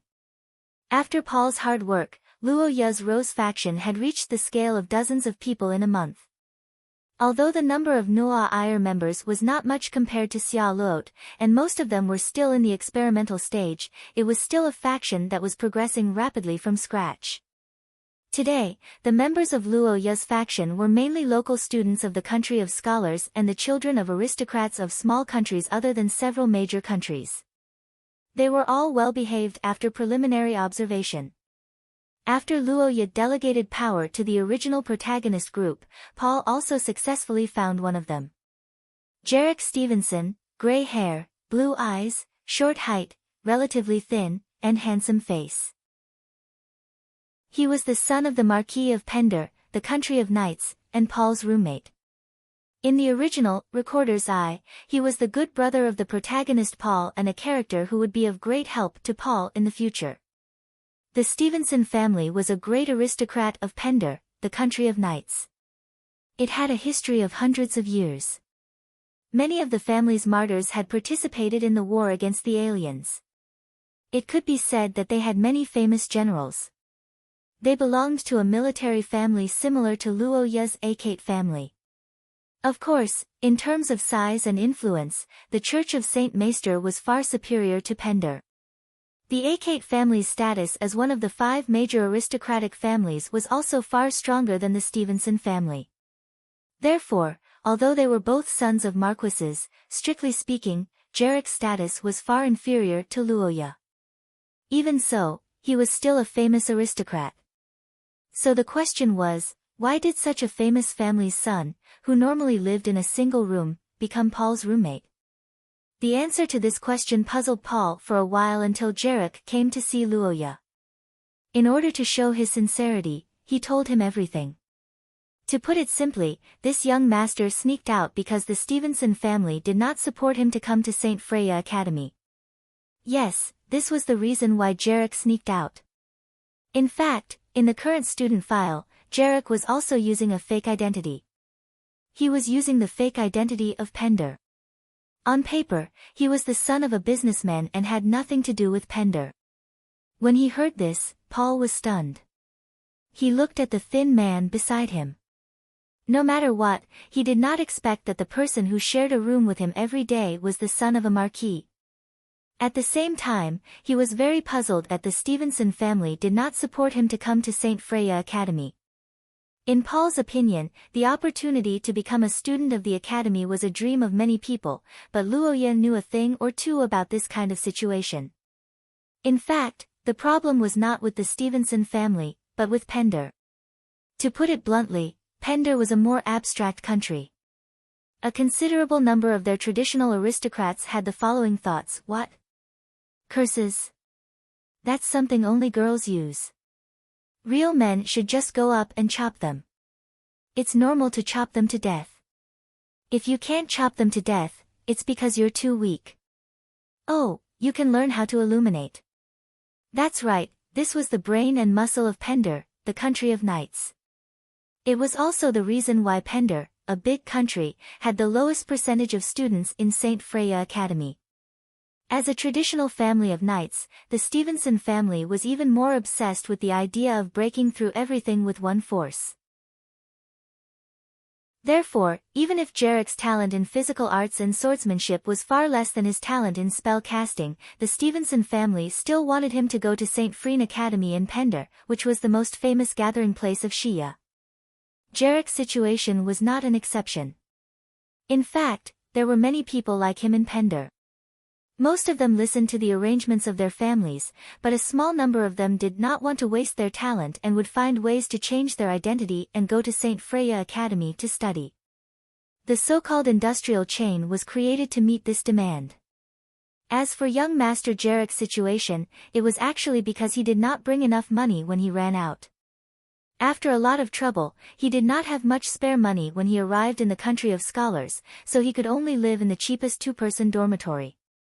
After listening to the gray-haired youth's narration, Paul completely understood the situation of his roommate. He lamented that the Marquis had condescended to his status. Luo Ya and Jarek's eyebrows twitched at the same time.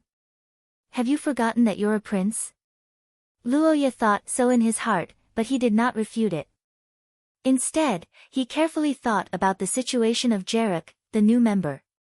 He, who knew part of the plot of Recorder's Eye, actually knew that the reason why the Marquis' son from Pender came to study here was actually only half of the story.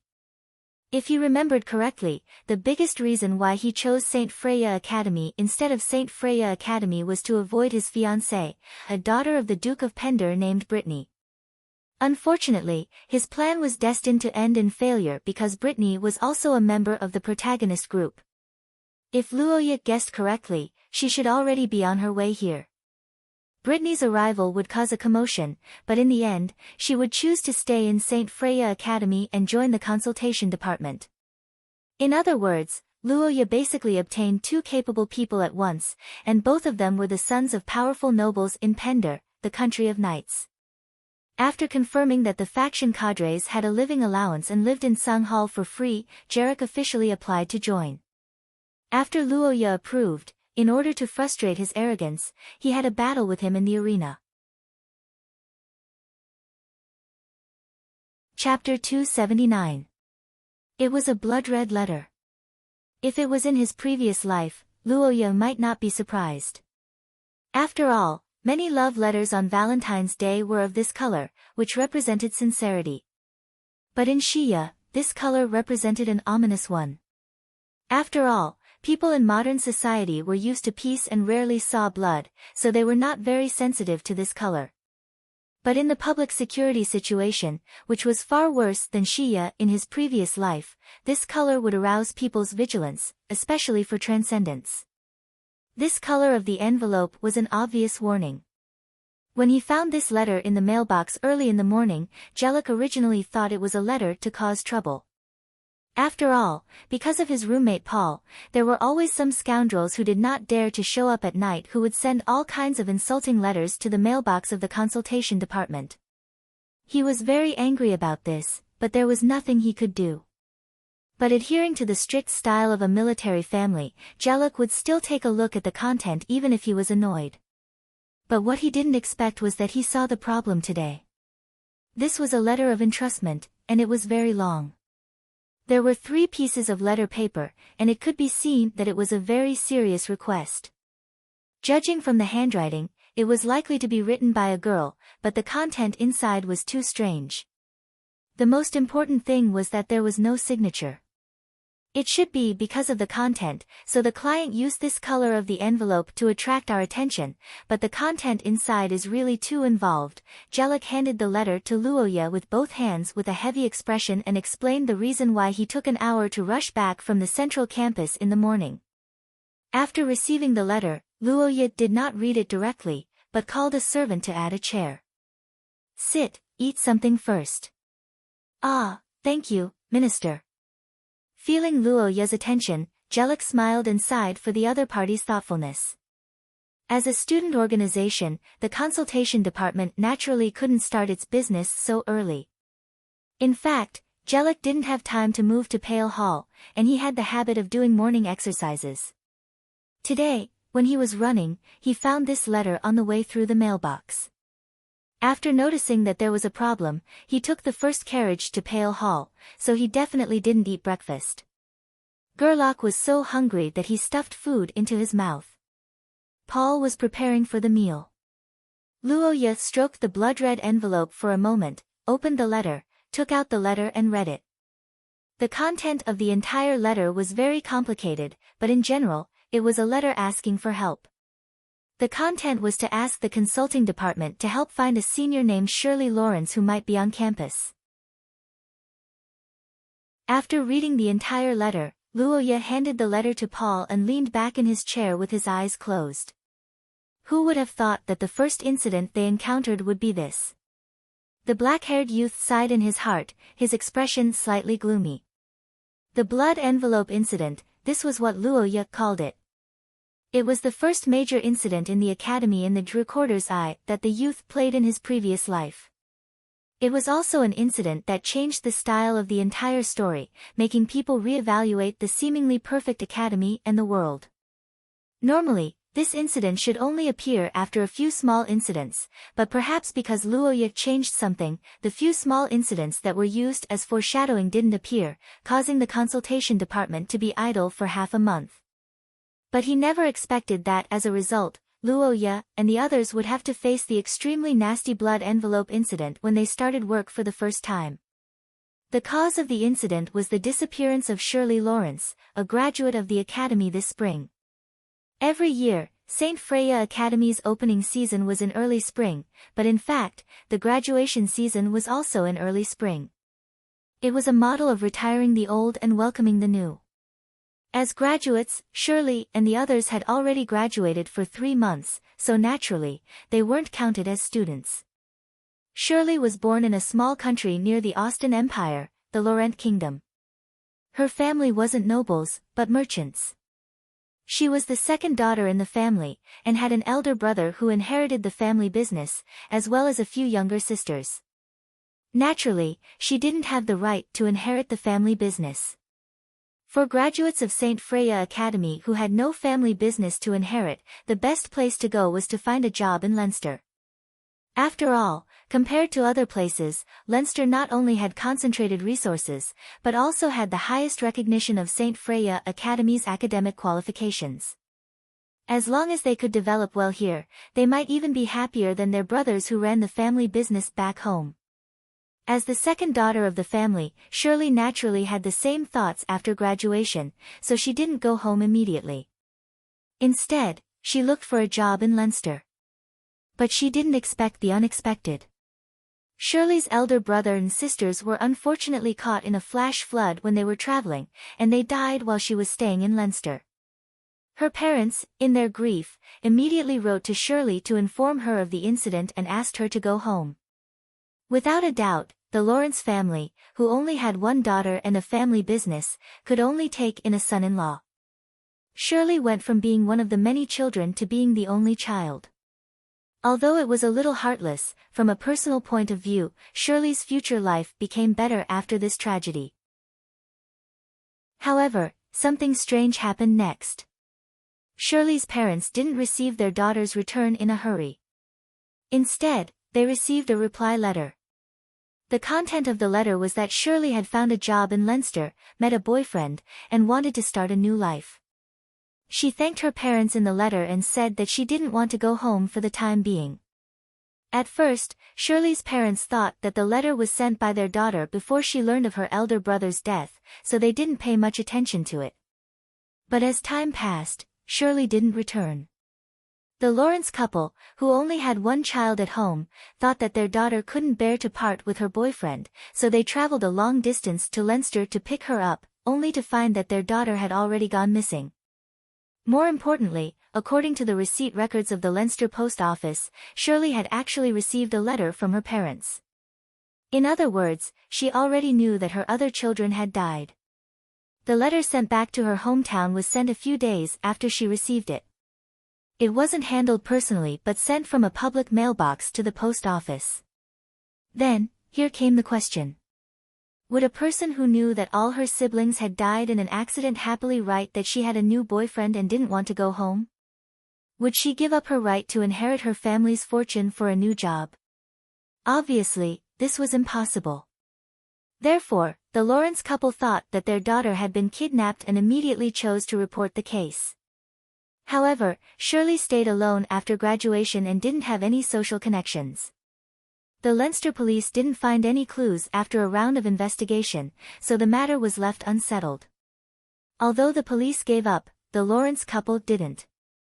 After a round of investigation, they received news that someone had seen Shirley near St. Freya Academy during the few days she went missing. Therefore, they approached the academy, hoping to help with the investigation. However, the relevant personnel of St. Freya Academy were not interested in this matter. After all, Shirley had already graduated. Strictly speaking, she was an off-campus employee. Furthermore, there was no evidence that she had once appeared on campus. In the eyes of the school, this matter was simply caused by the Lawrence couple, who couldn't find their daughter. After a symbolic notice, they sent them away. The Lawrence family was only a business family in a small country. Naturally, they couldn't put pressure on a colossus like St. Freya Academy. However, what they didn't know was that a third-year student who had been taken care of by Shirley had started an investigation after learning about this matter. This was also the origin of this letter. The content of this letter is really complicated. At the dining table, Paul frowned after reading the letter. He could clearly feel that this request was different from the rest. Usually, the requests that the consulting department received were at most about the difficulties that the students encountered in their lives. However, the content of this request was far from trivial. It actually involved a missing person case, and even carried a hint of danger. If this letter was true, then accepting this request was equivalent to the consulting department participating in the investigation of Shirley's missing person case. Once they found clues, it was likely to involve a crime, and the impact would be huge.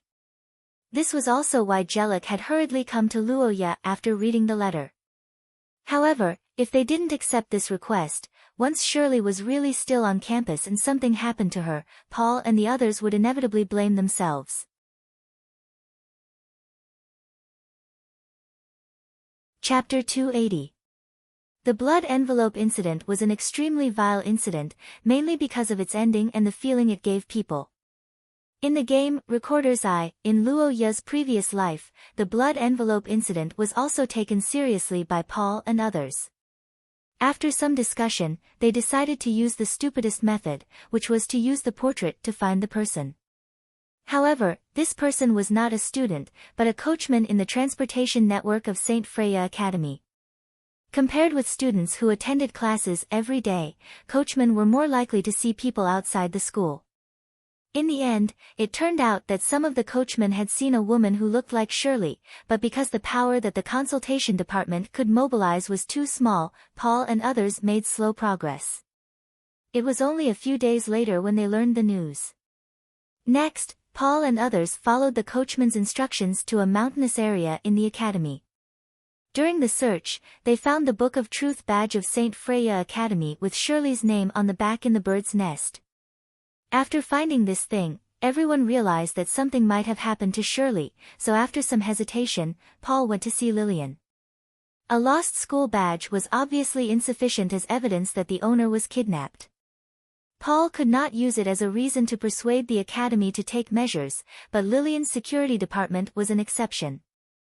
The special operations team of the security department was actually Lillian's personal guard. The members were generally third year, and all of them had the strength of source rank 4. They were the real elites who had followed Lillian out for experience. There was no problem in loyalty. They were the team that she cultivated for the future and the strongest armed force in the entire St. Freya Academy. Paul successfully convinced the other party with his relationship with Lillian.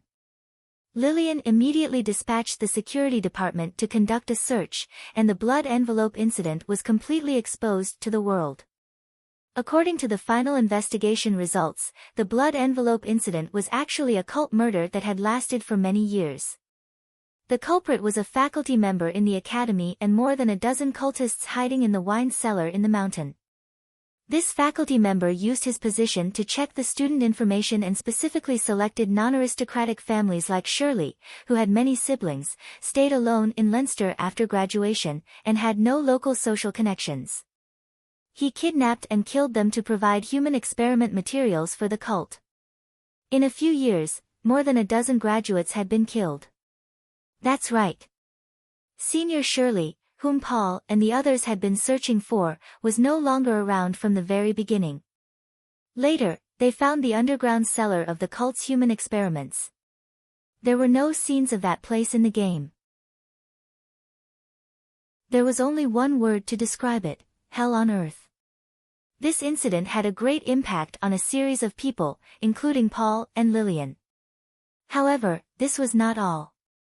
The most infuriating and unacceptable thing for Luoya was the outcome of this incident. The sender of the bloody envelope was dead.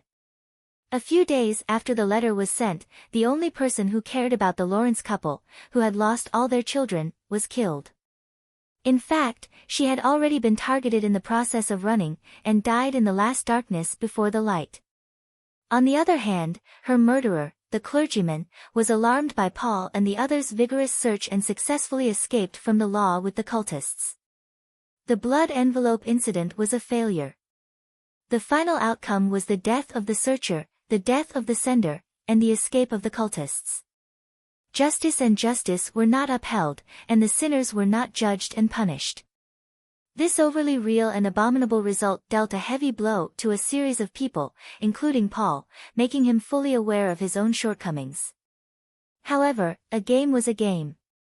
In reality, Luoya could not swallow this shit no matter what. It was purely a joke to let the heinous cultists go unpunished. Luoya had been taken care of by the cultists since he was young, and had even been assassinated. He had a huge grudge against this group of bastards. Those who should live would live, and those who should die would die. This was Luoya's goal, and his priority was the first. Save people first, then kill people. So after receiving the bloody envelope, Luoya, who decided to accept the commission, did not take the path of the original work. Instead, he immediately began to look for the sender of the bloody envelope, hoping to save the only person who still had hope in this incident. However, there was a big problem in this matter. Luoya did not know the identity of the sender. It was not that Luoya's memory was bad, but in the recorder's eye, this paragraph was a narration describing the outcome of the incident that Paul heard. The name and appearance of the sender did not appear in it. The picture was Paul's memory. It was the beginning of the incident, and it was also the last bloody envelope of the sender's life. The lack of this information made Luoya's progress very difficult. The main reason was that the letter appeared late at night. It was basically certain that no one in the consultation department had seen the sender, and it was probably too late to find the possible witnesses. After understanding that there were no direct clues, Luoya also thought about whether Margaret of the School of Management would be monitored, but he shook his head when he thought of the building of the consultation department. The place where Margaret existed must have a crystal ball. This thing existed in all major teaching facilities, but there was no such thing in the consultation department building on the edge of the central campus. There was no such thing in the entire student group activity area nearby. After all, Margaret was responsible for managing the college facilities, not the students. It seemed that the only clue was this letter. If he couldn't find it, he could only launch a large-scale search. Luoya at the dining table thought so. He opened his eyes and studied it with the other two people. Can you roughly deduce the sender based on this letter? After hearing that Luoya wanted to find the sender, Paul had no doubts and decisively supported him. After all, the consultation department was now the front desk of the Blue Rose faction. If they were mobilized on a large scale because of a fictional matter, they would undoubtedly be treated as a joke. Therefore, it was natural to find the sender first to confirm the authenticity of the letter before acting. Regardless of the reason, the three people had the same goal. Under the observation of Luoya and others, the sender's identity was indeed revealed. This girl should be from Austin. Hey! Brother Luoya, how did you know? The sentence. In Paul's surprised gaze, the black-haired boy narrowed his golden eyes and pointed to a sentence in the letter. Chapter 281. An hour later, on the outskirts of the school's central campus, the butterfly dance pavilion. Among the butterflies dancing in the flowers, red roses were blooming everywhere. A black-haired youth leaned on his cane and admired the beautiful scenery nearby, praising Xia Luo's foresight in choosing a place to stay. The Butterfly Dance Pavilion, one of the famous attractions of St. Freya Academy, was located less than an hour's walk from the school's central campus. It had always been popular among the girls, but among the generations of ring-bearers, there were very few who chose it as their personal building. Because unlike Luoya's Ashen Hall, this building's annual maintenance cost was astonishingly high. The reason why the butterflies in the Butterfly Dance Pavilion lived so well was because there were many pocket-sized butterfly houses in the building, and the entire garden had a temperature control barrier. The maintenance cost of these facilities not only consumed the school's allocated funds, but also required the ring-bearers to fork out a large sum of money to maintain. One of the greatest benefits of the ring-bearers was having their own personal building and training ground, and they could use the school's funds for free. But this butterfly dance pavilion not only did not save money, but also made people pay for it. This kind of situation was naturally unacceptable to most people, but Xiao Luo was an exception. When she heard that this butterfly dance pavilion actually had a DVD of the Austin Empire's Room and Forest, Xiao Luo decisively chose it as her personal building. The school's suggestions were all rejected, and the school could do nothing about this young lady's willful behavior. Who told her to give so much? So this building, which was originally not reserved, was allocated to the young lady of the school's biggest financial backer, the Sorofia family. The renovation process took a month, and the entire Wild Rose faction was broken up in this month.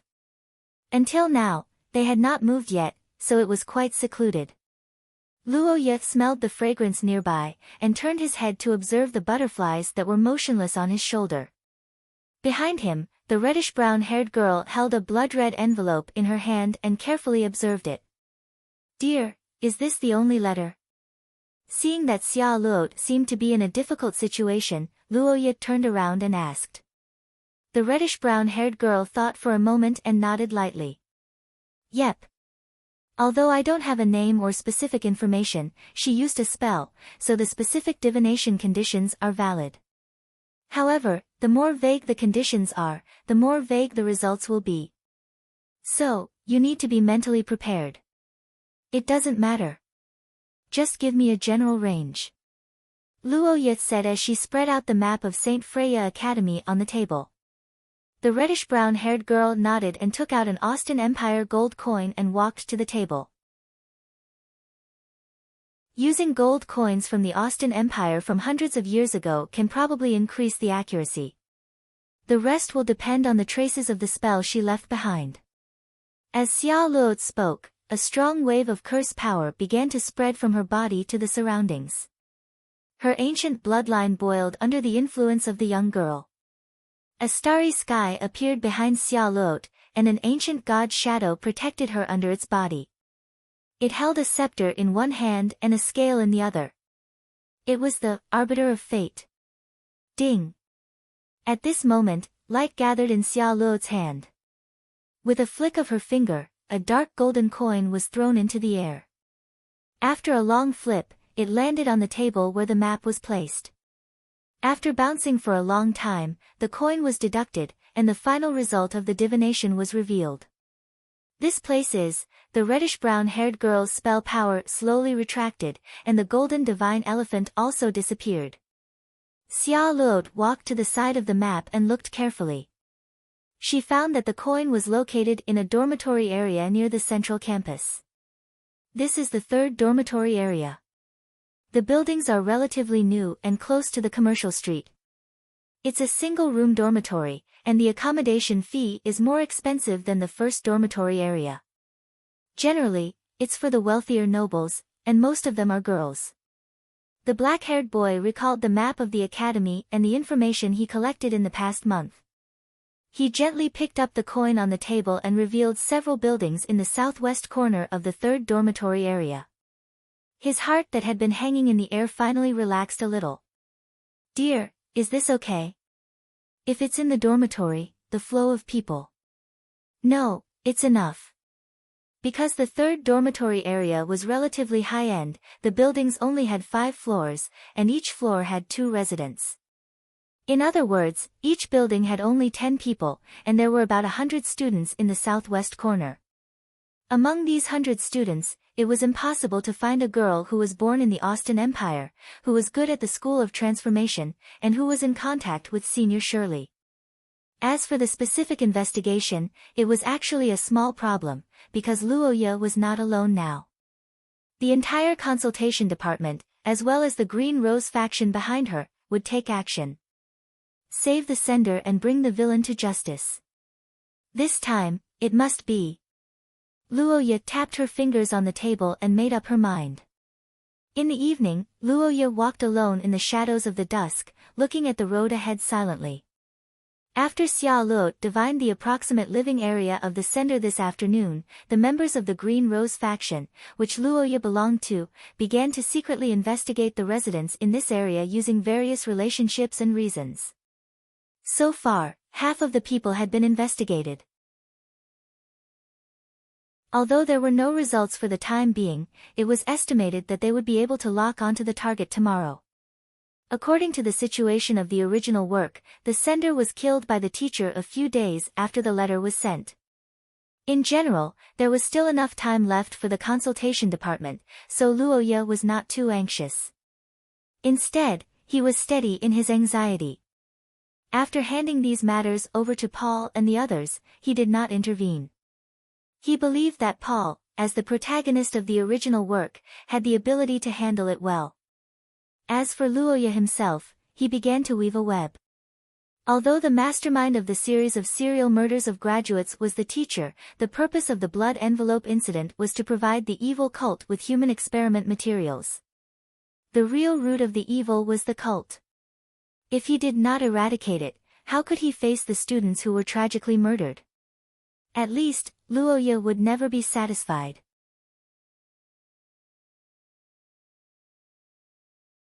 Chapter 282.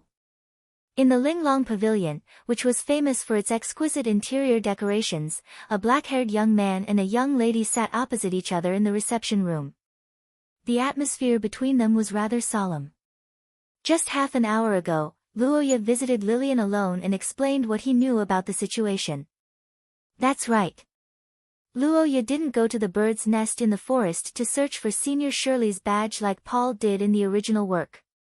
He came to the Linglong Pavilion without any evidence and directly laid his cards on the table with Lillian.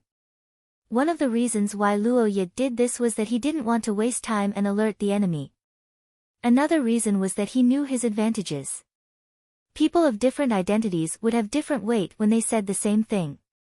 Although this sentence was somewhat suspicious, it was the truth to a certain extent. Luoya was different from Paul in the original work. He wasn't an illegitimate child of the Austin Empire who was ostracized. Instead, he was one of the 6 ring-bearers who had the highest decision-making power in St. Freya Academy. The consultation department was no longer a small fry department, but a powerful department supported by the members of the Blue Rose faction. As long as it came from Luoya's mouth, it carried considerable weight even if there was no evidence. And the relationship between Luoya and Lillian was no longer one of Paul's request for help in the original work. Instead, it was a collaboration. Luoya's consultation department would provide specific information on the possible hiding spots of the cultists and provide some support. The Nazi Special Operations Team would be the main force in the encirclement and suppression operation. This was the cooperation plan that Luoya proposed. Originally, dealing with cultists should be the specialty of the Saint Maester theocracy. But due to the fact that most of the Noa Ir students were in their first years, most of them were still at level 5 of the source rank, which was a whole level lower than Lillian's Nazi elites. This difference in combat strength made Luoya decide to give up. The reason was that this time, Luoya was pursuing a complete victory. That was his goal from the start. On the other hand, this matter was also within the Nazis' responsibility. They received a lot of resources from the academy, so it was their duty to ensure public safety. Luoya thought as she held the teacup, silently waiting for the girl's decision. After a detailed consideration, the black-haired girl finally nodded slowly. I understand.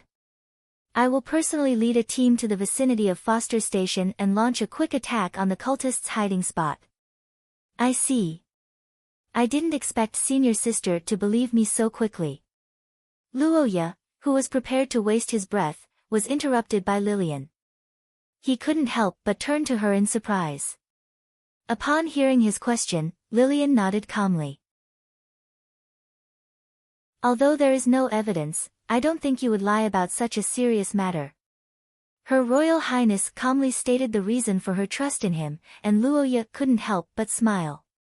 However, what Luoya didn't know was that along with his brilliant smile, Lillian's body couldn't help but pause for a moment. Her purple eyes that sparkled with wisdom stayed on his body for a long time before she lowered her gaze. It was this feeling again. The black-haired girl picked up the teacup and sniffed the steaming aroma. Her fingers gently slid along the edge of the teacup, and she couldn't help but sigh inwardly. I don't know what's wrong with me recently.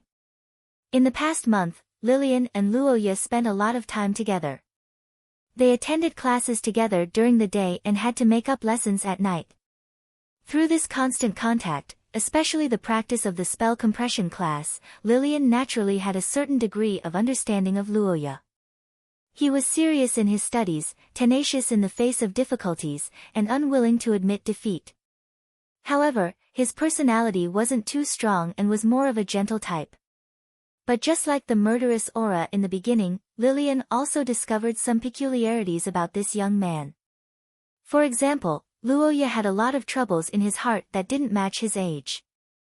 The so-called troubles in one's heart were the product of worry, fear, vexation, and other emotions piled up together. Its creation was inevitably accompanied by enormous pressure. In other words, Luoya lived in a high-pressure environment almost all year round. Before coming into contact with Luoya, Lillian couldn't imagine this at all because Luoya had almost no external reaction to this pressure. He was probably used to it. Perhaps the people around him and even Luoya himself didn't realize it. But in the process of interacting with his spells, Lillian inexplicably felt like she could read him. If Luoya was a book, then Lillian's tutoring was like accidentally flipping open the cover of the book. The interaction of spells was like reading time. Although it wasn't long every day, it constantly deepened Lillian's understanding of Luoya. More importantly, Lillian's state of mind gradually changed. Lillian had a strange emotion that she didn't know where it came from. It was a wonderful emotion mixed with heartache and pity. This emotion made the usually cold Lillian think of some inexplicable things when teaching Luoya. Was it too harsh to say that? Considering his enthusiasm, it was fine to go easy on him a little. Such thoughts that had never crossed Lillian's mind when she was tutoring Luoya in the past flashed through Lillian's mind. Lillian liked how Luoya would smile brightly whenever he improved or when he heard her ambiguous words of praise. She couldn't help but stare at Luoya for a while every time.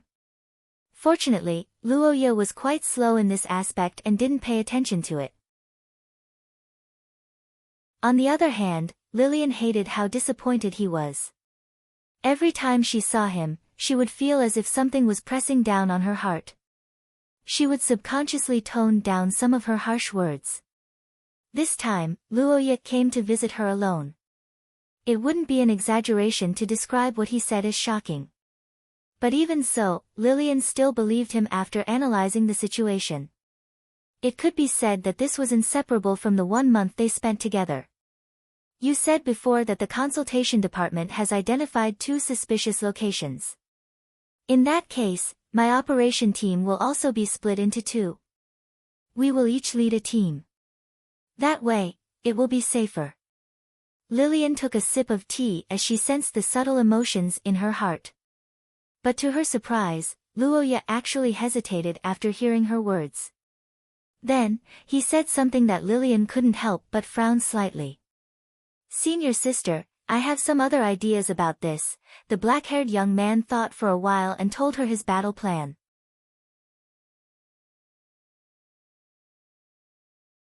Chapter 283. Murti, a third-year girl. She wasn't tall, had a slightly thin figure, and had black hair and blue eyes. Her appearance was typical of the Austin Empire. St. Freya Academy was an academy where more than half of the nobles in Xia gathered. Although the Sani family had some assets, the identity of a viscount's daughter wasn't that noble. In addition, Murti's results in actual combat were mediocre. Therefore, even though she was a third-year Austin, she didn't join Lillian's Purple Rose faction. She met Shirley in a small musical instrument club. The 2 of them were juniors and had performed together at the Academy's anniversary last year. It could be confirmed that they had a deep friendship. After reading the entire report, the black-haired young man at the end of the long table crossed his arms and pondered. On both sides, Paul and Gerlach, who had heard Luoya's summary of the incident, also had heavy expressions, waiting for the next instructions. They had to admit that the current situation had completely exceeded their expectations of this strange department. Originally, Paul only wanted to set up an organization to help students in trouble, just like how Luoya had helped him. The worst-case scenario was to prevent school violence. But now, they were unexpectedly involved in such a terrifying incident. That's right, this blood envelope incident was a cult incident that involved dozens of murders. It was a major case in any country's capital. What was even more terrifying was that this incident was like all other cult incidents. Only a small number of people could fully believe it. The teaching staff couldn't be trusted, the coachmen couldn't be trusted, and the majority of the students couldn't be trusted. They could only rely on some members of the two factions. The third-year students who had experience were still fine, but for the first-year students who had just entered the academy, this test paper was seriously out of their scope. In the quiet conference room, Paul repeated his deep breaths. His palms were sweating. In his half-year life as a prince and more than 10 years of farming life, he had never seen such a huge evil act. Gerlach, who was sitting opposite him, also had an ugly expression. The reason why the two of them were able to remain calm was largely because of the black-haired young man in front of them.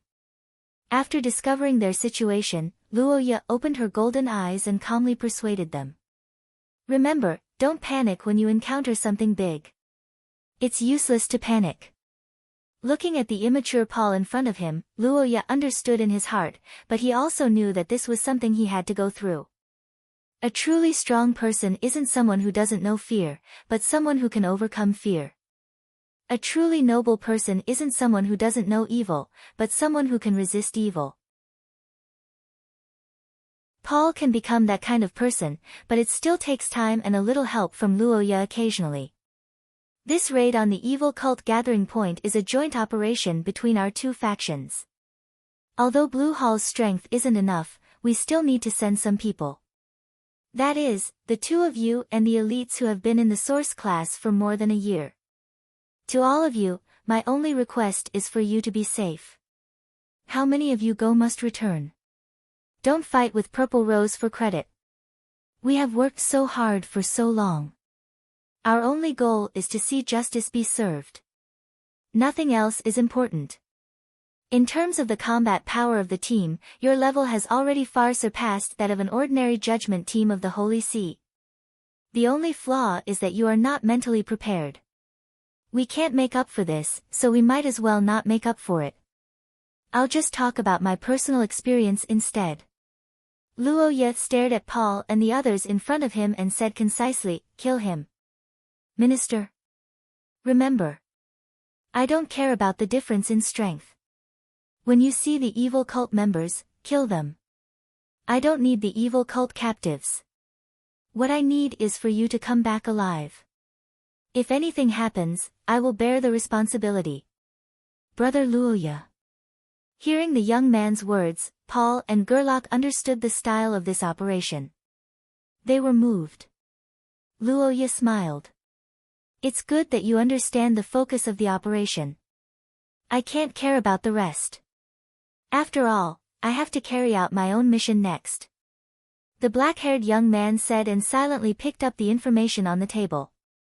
"Sorry, we don't have any news about Shirley here. She hasn't been here since graduation." "Oh, I see. Thank you, sorry to bother you." In the musical instrument store on the commercial street, a long-haired and artistic girl politely thanked the store manager after listening to his words. She turned her head and left with some disappointment. On the morning of the rest day, the commercial street was bustling with people. The dating couples were laughing and chatting happily.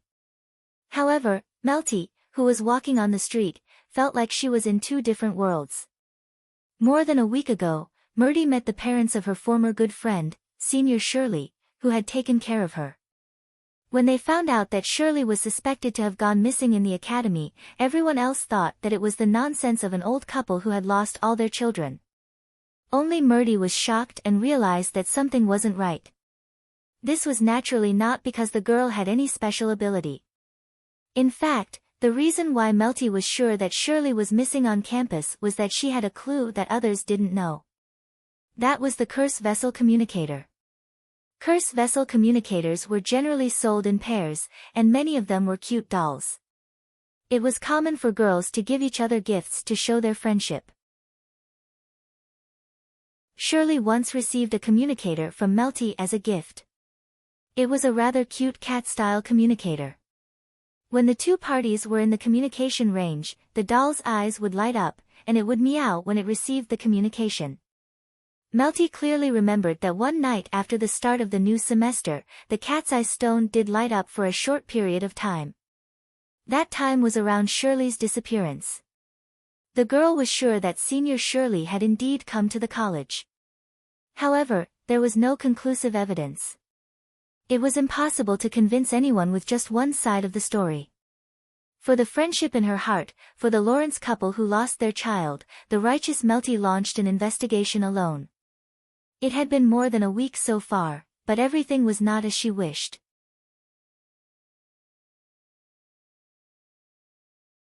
Chapter 284. St. Freya Academy's monthly break was a total of 5 days. This was a great thing for Luoya because no matter how the students of the security department and the consultation department tried to hide it, their absence during classes couldn't be covered up. That's right.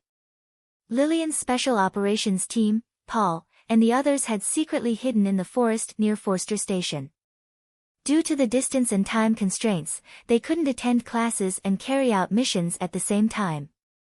Although the absence of a few people in a large class with hundreds of people wouldn't be noticed, the absence of teachers like Lillian and Luoya was still very obvious. Although Luoya felt that the possibility of there being cultists among the students was relatively low, he still couldn't completely rule out this possibility. Once the matter was exposed, this operation would become a wasted effort. The only reward was probably to protect the sender. Therefore, the best time to act was before the end of the holiday. According to Luoya's memories, the enemy did indeed make a move during this period. If he guessed correctly, it should be at the end of the holiday, right before everyone was busy preparing for classes. And the location of the crime was in this room. In the dormitory building, the black-haired young man calmly informed the black-haired girl in front of him of his investigation results.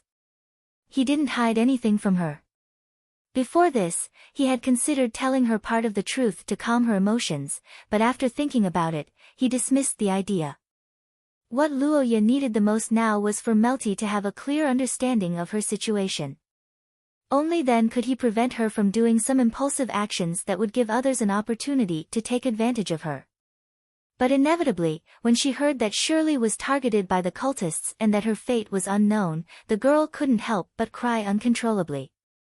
"I'm sorry, sir. I can't help it," Melty said as her tears fell uncontrollably. Luoya looked at the girl and didn't say anything. He knew that Melty needed to be released now. The grief of her good friend's calamity and the fear of being targeted by the cultists were too heavy for a young girl, but it was also something she couldn't escape from. But unlike in the game, Luoya was by her side now. "Miss Melty, I understand the pain and fear in your heart, but I have to tell you that you're not alone now. Your actions aren't meaningless." The black-haired youth looked at the crying girl and did not say anything to comfort her. Instead, he told her the truth in the most gentle tone.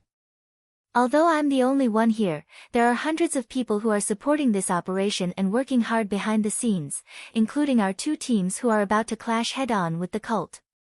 I know your fear, but please trust us. Trust our determination to protect you and defend justice against evil." Senior Shirley's tragedy is heart-wrenching, but what you've done isn't in vain.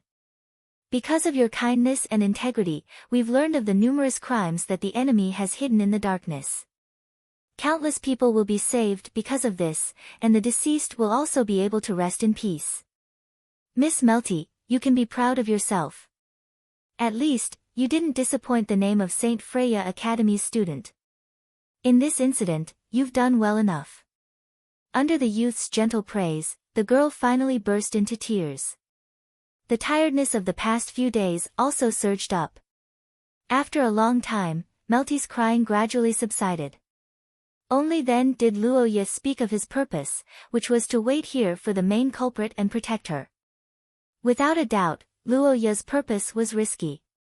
Melty could have refused, but after hearing that this was the only way to bring the main culprit to justice, the girl decisively agreed. After a conversation, the exhausted girl returned to her bedroom to rest. Listening to Melty's steady breathing next door, Luoya reached into his pocket and took out a delicate little lock. Macaron's hideout. The great curse maker, Macaron, created a hideout to escape the enemy's pursuit. When he closes the lock disguised as an accessory, no one can find him again. As for using it to observe the ladies taking a bath in his later years, that's another matter.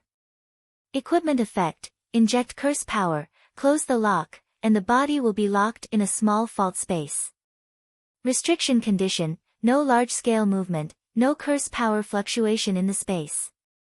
Price: 200,000 points. That's right, this was the first time Luoya bought the accessory-like lock at its original price since he owned the system. This was the reason why Luoya was confident that he could protect Melty without alerting the enemy. Macaron's hideout was a rare space curse item. It could form a small fault in the space within a few meters of Luoya, making him unable to observe from here. However, due to the instability of the space, once Luoya ran out of the range or used a curse, the space would crack and disappear. This property made Macaron's hideout difficult to use for a sneak attack because he must come out first if he wanted to attack. However, it was still very useful for sneak attacks, hiding, or in this special period. The young man sat down on the sofa in the living room, then reached out to his waist and buckled the lock. At the moment when the lock was closed, a strange fluctuation came from his waist. Everything in Luoya's vision seemed to be covered with a layer of gray color in an instant. From this moment on, Roha's influence on the real world was completely eliminated. For example, although he was sitting on the sofa in this space, there was no trace of him on the sofa in the real world, there wasn't even a dent in it. The black-haired young man looked at everything around him and nodded with satisfaction, then he closed his eyes to rest. Look at what you've done, Matthews. In a dark room, a stack of documents on the table under the candlelight was slammed down. Two black-robed men sat opposite to each other at the table. One was a middle-aged man named Matthews, and the other was a masked man with a hoarse voice. At this time, Matthews, who was called by his name, bowed his head and did not speak. His eyes were on the top of the documents on the table. There was a portrait of a third-year female student at St. Freya Academy. Seeing Melty's portrait, Matthews thought for a moment and said with some respect, "I have noticed her, Sir Apostle. All her actions are under my control. You don't need to worry." Under your control? Oh, that's why I said that you people can't do anything big. This kind of person who finds a problem should be dealt with immediately as soon as there is a sign. She has been acting for a week, what are you waiting for?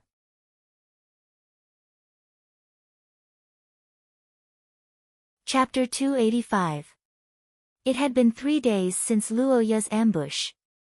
In these 3 days, Melty's life didn't change at all. According to her plan with Luoya, she still ran to a few fixed places every day. The commercial street, the musical instrument club, and the coffee shop were all places that Shirley had been to before. However, they were all public places with a lot of people during the holidays. Every time before nightfall, the girl would return to the dormitory with the crowd. She couldn't be alone, but she couldn't do nothing either. She had to ensure her safety and numb the enemy. This was Luoya's request for Melty. But it had to be said that this was a lot of pressure for an untrained young girl. Walking on the commercial street, Melty felt uneasy. Ever since Luoya told her the truth, the girl felt that she was being watched by someone.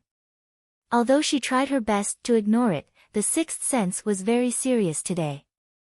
A sense of crisis that was far stronger than usual grew in the girl's heart. Melty almost subconsciously understood one thing. The cultists were about to make their move. The girl's face stiffened and her hands trembled slightly. Her friends noticed that something was wrong with Melty and asked her about it with concern. The girl was silent for a moment. Luo Ye's warning and her senior's face appeared in her mind. In the end, she resisted the fear and smirked, attributing it to the pain of her period. This explanation was reasonable and didn't arouse anyone's suspicion. Melty followed the crowd back to the dormitory and closed the door. Then, she walked to the living room and hugged the pillow on the sofa. "Master, are you there?" "I'm here." The voice echoed in the girl's ears. Melty held back her tears for a long time. The girl hugged the pillow to cover half of her face and apologized with a hoarse voice. "I'm sorry, Master." Melty was sobbing on the side, and in the dark space, the black-haired boy was sitting opposite her, looking at the frightened girl and sighing. "Hold on. I have a feeling that he will appear soon. This is the last moment." The gentle voice comforted the girl and made Melty nod slightly. After a long time, the girl wiped the tears on her face and finally forced herself to calm down. "Master Luoya, I'm sorry. I'm too timid." "No, you're already very brave." The black-haired boy looked at the strong girl and couldn't help but feel heartache. This tragedy really hurt too many people. Melty, who had persevered for so long, was almost at her limit. "It's time to end it." The boy held the cane thought and silently made a promise. "If I'm not wrong, there will be changes tonight. I swear to Shiya, I will protect you. There shouldn't be a problem." In the forest in the southwest corner of the third dormitory area, a middle-aged man wearing a teacher's robe coldly stared at Murdy's room. His hanging heart gradually calmed down. Although the apostle's strict orders made Matthews nervous, after a day of observation, Matthews didn't see anything wrong with Melty's actions.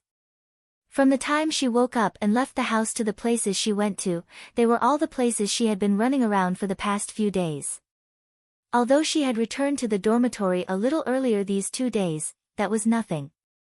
As a student, she had been running around under the pressure of the academy for a week without any results. She didn't dare to feel tired or nervous.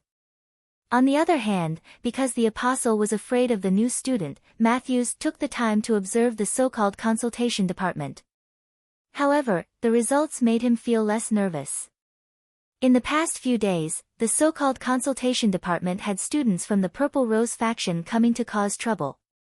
Facing the third-year members of the Purple Rose, the first-year members of the consultation department were afraid. It was said that the 2 permanent deputy heads didn't dare to come. Every day, they stayed in the station to discuss countermeasures with that Luo Yakat. In order to avoid being seen as retreating, the Purple Rose faction even dug up a swimming pool and hired a bunch of coachmen to transport the soil. This kind of cowardly behavior made Matthews laugh. What Yakat family, isn't it just a noble family from the theocracy? How oversensitive. After his observation, Matthews did not care about the apostles' reasons for urging him. In his opinion, the apostles were once bitten, twice shy. The Yakat family might have been a threat to them in the past, but that was all in the past. Fierce in one generation, how could they be fierce in the next? In the past few decades, Matthews had never heard of any big news about the Yakat family. He didn't know much about them and had no interest in them. In his opinion, Leinster was the place with the highest density of extraordinaires. Any random scholar family would be much more powerful than them. Luoya was just a talented kid with a level 4 source. What could he do? Moreover, he was now being suppressed by the Purple Rose. The relationship between the 2 parties had worsened because of the confrontation before school started. He, who was in the academy, had seen it with his own eyes.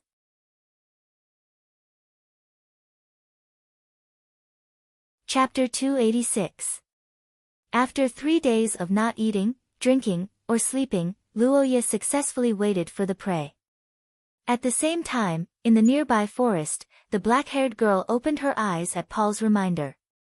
The twin stone was a magic or unique to Shiya. It was generally born when 2 were joined together. After being cut apart, when one of them was injected with curse power and emitted light, the magic in the other or would also be stimulated. A crimson light flickered in the small stone in Paul's hand like blood, as if reflecting the surging killing intent under Lillian's calm appearance at this time. The girl stood up, and the nearby guards in the name of the security department immediately stood up together and quickly divided into two teams according to the previous plan. "Let's go." It was a simple sentence, but it carried a weight that was completely different from usual. In the darkness of the night, the group split into two groups and rapidly approached their destination. At the same time, the hoarse cuz of crows rang out in the wine cellar. The butchers who were stained with human blood raised their heads and looked at each other. "News from the bishop. There's a situation. Evacuate according to the plan." With the announcement, the cultists were busy, but they didn't know that everything was already too late. Screams. This was the sound that the soft-hearted Luoya disliked the most in the past because it represented pain. When it appeared, it represented suffering and was often a harbinger of bad things. However, today's matter was different. In the house, listening to Matthew's screams, Luoya's depression that had accumulated for 3 days seemed to have been vented. The smile on his face became more and more brilliant with the passionate tone of his voice. The screams of a sinner may not be pleasant to the ears, but it was indeed satisfying. The teenager who hated evil as if it were his enemy commented, while the person who screamed leaned against the wall with an ashen face. "Fellow student, what are you trying to do? Attacking a teaching staff is a serious violation of the law and school rules." Matthews, who only had one arm left, roared angrily, eager to buy as much time as possible. Since Luoya appeared here, the situation was obvious. The first-year ringmaster and his department, whom Matthew had always looked down on, had seen Meldy's letter. Not only that, but they also carried out a secret investigation and even released a lot of smoke bombs. Luoya himself was waiting here. They had been exposed, so they had to retreat immediately. Matthew thought so in his heart, but on the surface, he looked like he was just passing by innocently. Secretly, he began to condense his curse power to control his injuries and prepare a killer move, waiting for the moment when Luoya hesitated. Matthews was certain that he had to severely injure Luoya before he could escape. This was because he had seen part of Luoya's battle when he first entered the academy. This was also the reason why he did not rush out of the room. Outside the dormitory was a forest with no mountains or rivers. Once they reached an open area, Luoya's Gulan Daer would be able to unleash its full potential. Matthew didn't want to race against the huge skeleton on flat ground. That was undoubtedly a dead end. "I'm just a teacher on patrol. I came in to take a look after noticing a strange spell fluctuation in this room." "That should be why you're hiding here. What are you trying to do?" With this thought in mind, Matthew asked the young man in front of him in a righteous manner. Under his realistic acting skills, Luoya seemed to have really begun to hesitate. After a short silence, the black-haired young man's face flashed with surprise. He hurriedly asked, "You're a teaching staff of the academy. Do you have any evidence?" "I have a teaching staff ID in my pocket. I'm Matthew Scholar, the director of the Student Information Office." "You're Luoya, right? I know your mentor. I'll never let this matter go." "What? You're not a cultist who came to take Melty's life?" This is a misunderstanding." The identity of a teaching staff played a big role at this time. The black-haired young man seemed to be really stunned by Matthew's mixed words. He was stunned at first, then he waved his hand in a panic.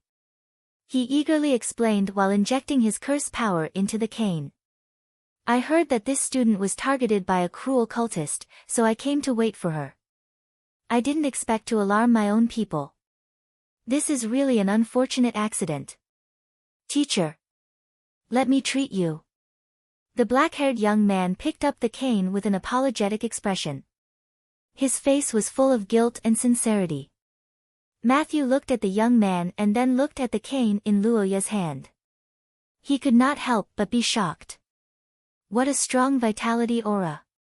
Although Shia's curses and treatment methods were many, most of them had their flaws. For example, the Vatican's curses would divide a large part of the curse power to purify the body, and the human manipulation system's flesh and blood manipulation could easily cause the body to grow crooked. Only the form of vitality replenishment was the safest and most reliable treatment. Such an advanced treatment method must be very effective. Matthew, who had lost his arm and was in unbearable pain, thought so. His eyes lit up, and at the same time, he could not help but sneer in his heart. After all, he's just a kid. An idiot with strength but no experience. He panicked after a little scare. You're tuning into the Blissful Bookshelf YouTube channel. We're so grateful for your support, and don't forget to subscribe to join us on this incredible journey through captivating stories. Your generosity through donations truly makes a world of difference, as it's the primary source of revenue that allows me to expand and enhance this channel for you. Thank you from the bottom of my heart for being a part of this adventure.